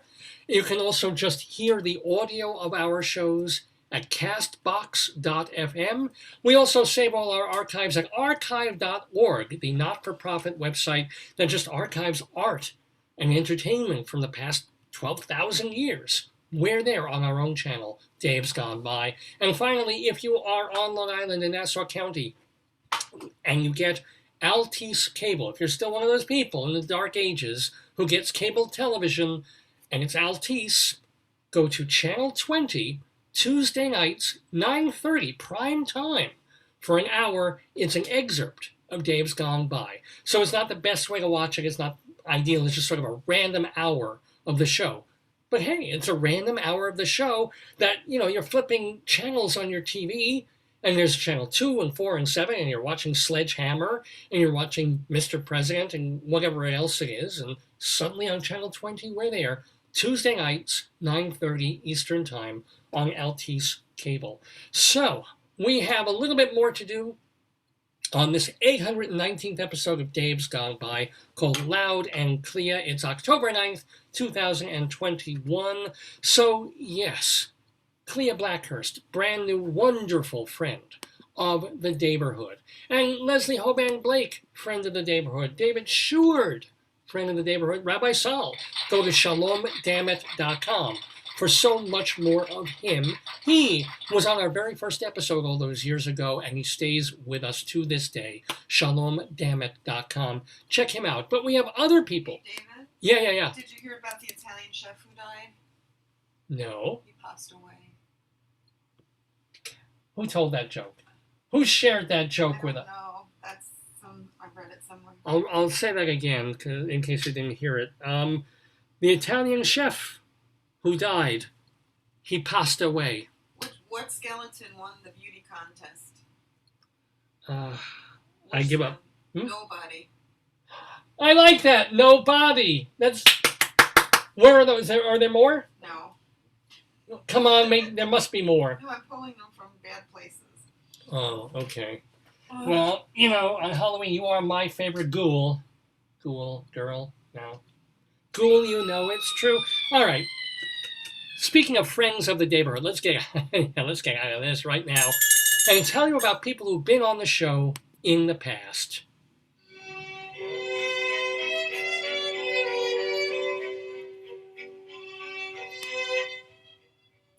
Now, I'm really, really happy to give this shout out and report this. Because usually when I say, okay, this person, 100 years old, blah, check this out. Theater critic and now poet Irene Bakalenik is 100 years old and is alive and well. I spoke to her a couple of weeks ago. She has collected 150 of her theater reviews in a book called In the Theater World. You can get it on Amazon, speaking of publishing and stuff, whatever. She's got, this is what she's doing with the last part of her life, just collecting her poems, collecting now her theater reviews. And these are recent. These are not reviews from like the 1960s and 70s. These were from like just 15, 20 years ago. It's all on Amazon in the book In the Theater World. I want to thank Paul Bakalanek, her son, for letting us know that that's out there. Congratulations. Oh, you're going to love this, hon. Big mazel tov also to our critic friend, Michael Grossberg of the Columbia Dispatch. He won the SPJ Award for Best Critic in Ohio, 3rd time he's gotten that award for Michael Grossberg. Yay. We should get him back on the show. It's been too long. Want to let you know that tomorrow, Sunday, Neil Berg's band is playing as part of Godstock 2. Neil Berg does these shows where, he'll group a couple of singers with a piano and sometimes a band, and they'll either do tributes to 1970s rock and roll or to show tunes. In this case, it's Godstock. It's a tribute to all these dead rock people from about the 70s to, the 60s to the 90s. So you got songs made famous by Jim Morrison, Bob Marley, Elvis Presley, Jim Croce, and singers to do them. He's doing this. It's called Godstock 2 in Orangeburg, New York. For more information, go to Neil Berg, B-E-R-G, neilberg.com. That is happening tomorrow night. Starting tomorrow and running through mid-December, the play The Essence is being done at the WP Theater off-Broadway, which is featuring our friend of the Daverhood, Alan Lewis Rickman. I think they may have changed the dates on that, so check that. But it's called The Essence off-Broadway. Speaking of off-Broadway, the Gingold Theater Group is doing George Bernard Shaw's Mrs. Warren's Profession. And it's going to feature two of our great friends, Karen Ziemba and Robert Cuccioli. It's on Theater Row, and it starts October 12th this week, running through mid to late November. So go see that. And also, speaking of wonderful performers, J.O. Sanders is going to be back on Broadway in Girl from the North Country. They're starting up performances again this week, starting October 13th. It's at the Belasco Theater, Girl from the North Country. And then, starting Thursday and running through early January, the comedy play Fairy Cakes over at the Greenwich House Theater off-Broadway will feature the hilarious Julie Holston. So go see that. And then, starting on Friday and playing in an open run once a week at the Soho Playhouse, Darren Lee Cole, who owns and operates the Soho Playhouse, he co-wrote and co-directed an experiential political play called Tammany Hall. So you're going to want to go see that at the Soho Playhouse. Playing now just through today, it's your last chance to catch What Happened, the play by Richard Nelson, which, by the way, also features J.O. Sanders. So he's coming right out of that and going right into the Bob Dylan piece. You can see What Happened at Hunter College. Eric Comstock and Barbara Fasano, they're back live and in person at Birdland now through October 30th every Saturday night. Ruben Santiago Hudson, well, as they were talking about, he's in his own play, Lackawanna Blues. He's been missing some performances because his back has been going out, so I'm not even sure if it's running this weekend, but it's supposed to run through Halloween. Did he get hurt on the job? On Broadway. I don't know if he injured himself. He's a man in his, I guess, 50s or 60s. Sometimes your back goes, and I hope he's okay. And I hope, I'm wanting to see this show next week, assuming performances start back up again. So if they do, get your tickets to Lackawanna Blues at the Samuel J. Friedman Theater on Broadway. Speaking of Broadway, at the Ethel Barrymore Theater, Dakin Matthews is in Waitress now through January 9th. And don't forget, Bob Cudmore doing podcasts of upstate New York history at bobcudmore.com. Dr. Demento shows at drdemento.com. Soundsofbroadway.com for Broadway show tunes 24/7 on the interweb. Stuart Brown founded that site. And speaking of wonderful websites, stagebuddy.com for events happening in New York, founded by our great friend of the Daverhood, Evan Seplow. And those, my friends, are the friends of the Daverhood.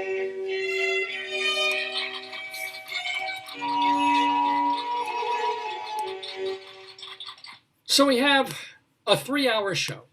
that we do every week here on Dave's Gone I would By. say you're supposed to have. Yeah, it's supposed to go from 9 until noon or thereabouts.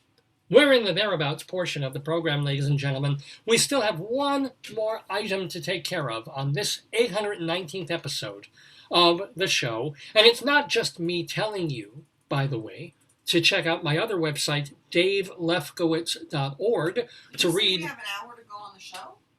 What? Did you just No. say we have? Okay. No. Well, I think we're in our 4th hour here, finishing things up, and we've got one more item to do. But check out davelefkowitz.org if you want to read my theater reviews, if you want to read my plays, my song lyrics, interviews I've done with a lot of famous people, all the writing. I'm trying to collect them in one place. davelefkowitz.org. Give it a look. I think you'll have a good time paging through it digitally. So, but that's not the real thing we needed to do here. And let's see, I thanked people. I thanked Dan Fortune. I thanked all our guests in the Daverhood. That's done. What haven't I done yet, hon? What have I neglected to share with something poetical, something cultural and high-toned? Oh, yes. It's our weekly Colorado Limerick of the Damned. You're the poetry man. A limerick is a comic verse of 5 lines, in which lines 1, 2, and 5 will end with words that rhyme. And likewise, verses 3 and 4 also end with words that rhyme. So this is a limerick. Rocky Mountain, Colorado, Rado, indeed, Christine Lavin, yes. Oh, and by the way, did you see it last? I didn't remind you of this. That Greenwich Village Folk Festival, like I mentioned last week, it was recorded. It's there. So if you go to the YouTube channel for the Greenwich Village Folk Festival, or maybe just greenwichvillagefolkfestival.com, you saw not only Christine Lavin last week, but Tom Paxton too. So it's there. You can just go watch it anytime. Yay. Anywho, no, that's sublime. Now let's get ridiculous with the Colorado Limerick of the Damned, where we go to Joe's, Colorado. There's a town called Joe's. It's in far northeastern Colorado, just over towards the border there. Not far from good old Greeley. It's an unincorporated county, population of about 80 people, so it's not really huge. And it's near Idalia, which we did just a week or two ago. So this is Joe's, Colorado. Why is it named Joe's? I love this. They named the town Joe's because several of the early settlers there in the early 1900s were named Joe. So it's just a town full of Joes, and they called it Joe's. And I think that's a grammar and spelling lesson for everybody who accidentally puts apostrophes in there for plurals when they don't need to be there. It's not Joe apostrophe S, it's just Joes. Several people named Joes in the town of Joes. I have a poem. It's a limerick. It's 5 lines long, and it's pretty horrible. So get the kids out of the room, because that's the way limericks are supposed to be. Are you ready for our Colorado Limerick of the Damned? I always vacation in Joe's, 'cause all of the girls there are hoes. My favorite by far gets into my car and toots on the horn while she blows. That's our Colorado Limerick of the Damned. Please send your comments, opinions, and complaints, especially, to davesgoneby@aol.com. DAVESGONEBY. davesgoneby@aol.com. I read everything I get. I respond to what I can. And by the way, please make sure that you're on our Facebook friends list. So here's the deal. You get to watch the show live, of course, but you get to see the show if you're a friend on Facebook. And also you can leave messages right here, either right under the show or direct message me if you want to. This is the Facebook page, Dave's Gone By. But if you just want to drop me an email, davesgoneby@aol.com is my preferred method for communication. Let's see, reminding you, what else do I have to remind you of? Not a whole heck of a lot. Let me check my crib sheet. No, I'll just do one more thank you again to David Sheward, Klea Blackhurst, Leslie Hoban Blake, my wonderful, darling, and adorable wife, Joyce, Rabbi Saul Solomon, and to Dan Fortune as well. Oh, and thank you so much to Fred Cleaver and Wendy Highby. That Wendy is okay. We're very happy that our friend Wendy is okay. Yeah. And that Fred and Friendy are back in, and they have a new friend called Pancake.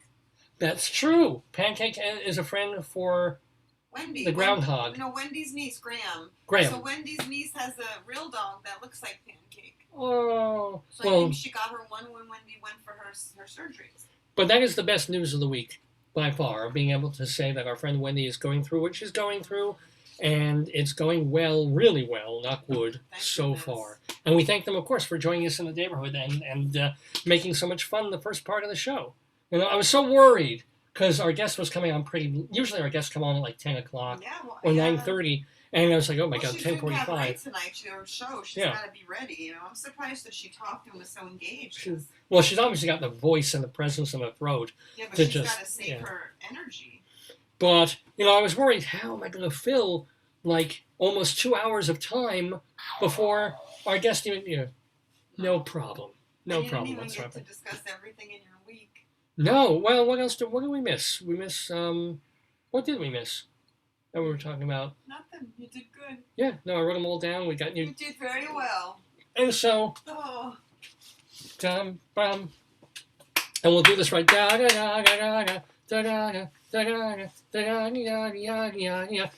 He falls over. Thank you, Dick Van Dyke. Thank you for being with us also. And thank you, New Potato. New Potato will get your nose fixed. Here, show him don't be careful. This is the kit. Ooh. My Uncle Bob, who is, of course, deceased a long time, he made this when he was a Boy Scout. It's a sewing kit. And this is what I use. He gave it to me. Wow. So many years ago. Look, it's got all this Can stuff you in fix it. me? What? It's Lawrence. Scary implements. It's Lawrence John. Wow. Lefkowitz. That was his Lefkowitz. Lewinsky. Oh, wow. Freudian. Okay, yeah. See, Potato, look at all this stuff. We just got to pick thread that matches your nose color. Can that be my nose? No, okay. Your nose is your nose. You got a black thread or maybe a white thread. I don't know. We're going to have to find more thread for your nose color. Okay. Yeah. Actually, we have thread over there. So Potato, we will bring him back next week to show all of you how Potato is doing through his surgery. I'm sure you'll come through it Are you nervous? No. Give him the anesthesia. Give him the anesthesia. Oh, here it is. It's like, oh, that's the stuff. Yeah, here we go. Oh, all right, do what you want to me. I don't know if that's like our first date. And on that note, and on these notes, courtesy of Dave J., who composed my theme, there goes the Daverhood. Days gone by, they're gone. Days gone by, they're gone. Days gone by, they're gone.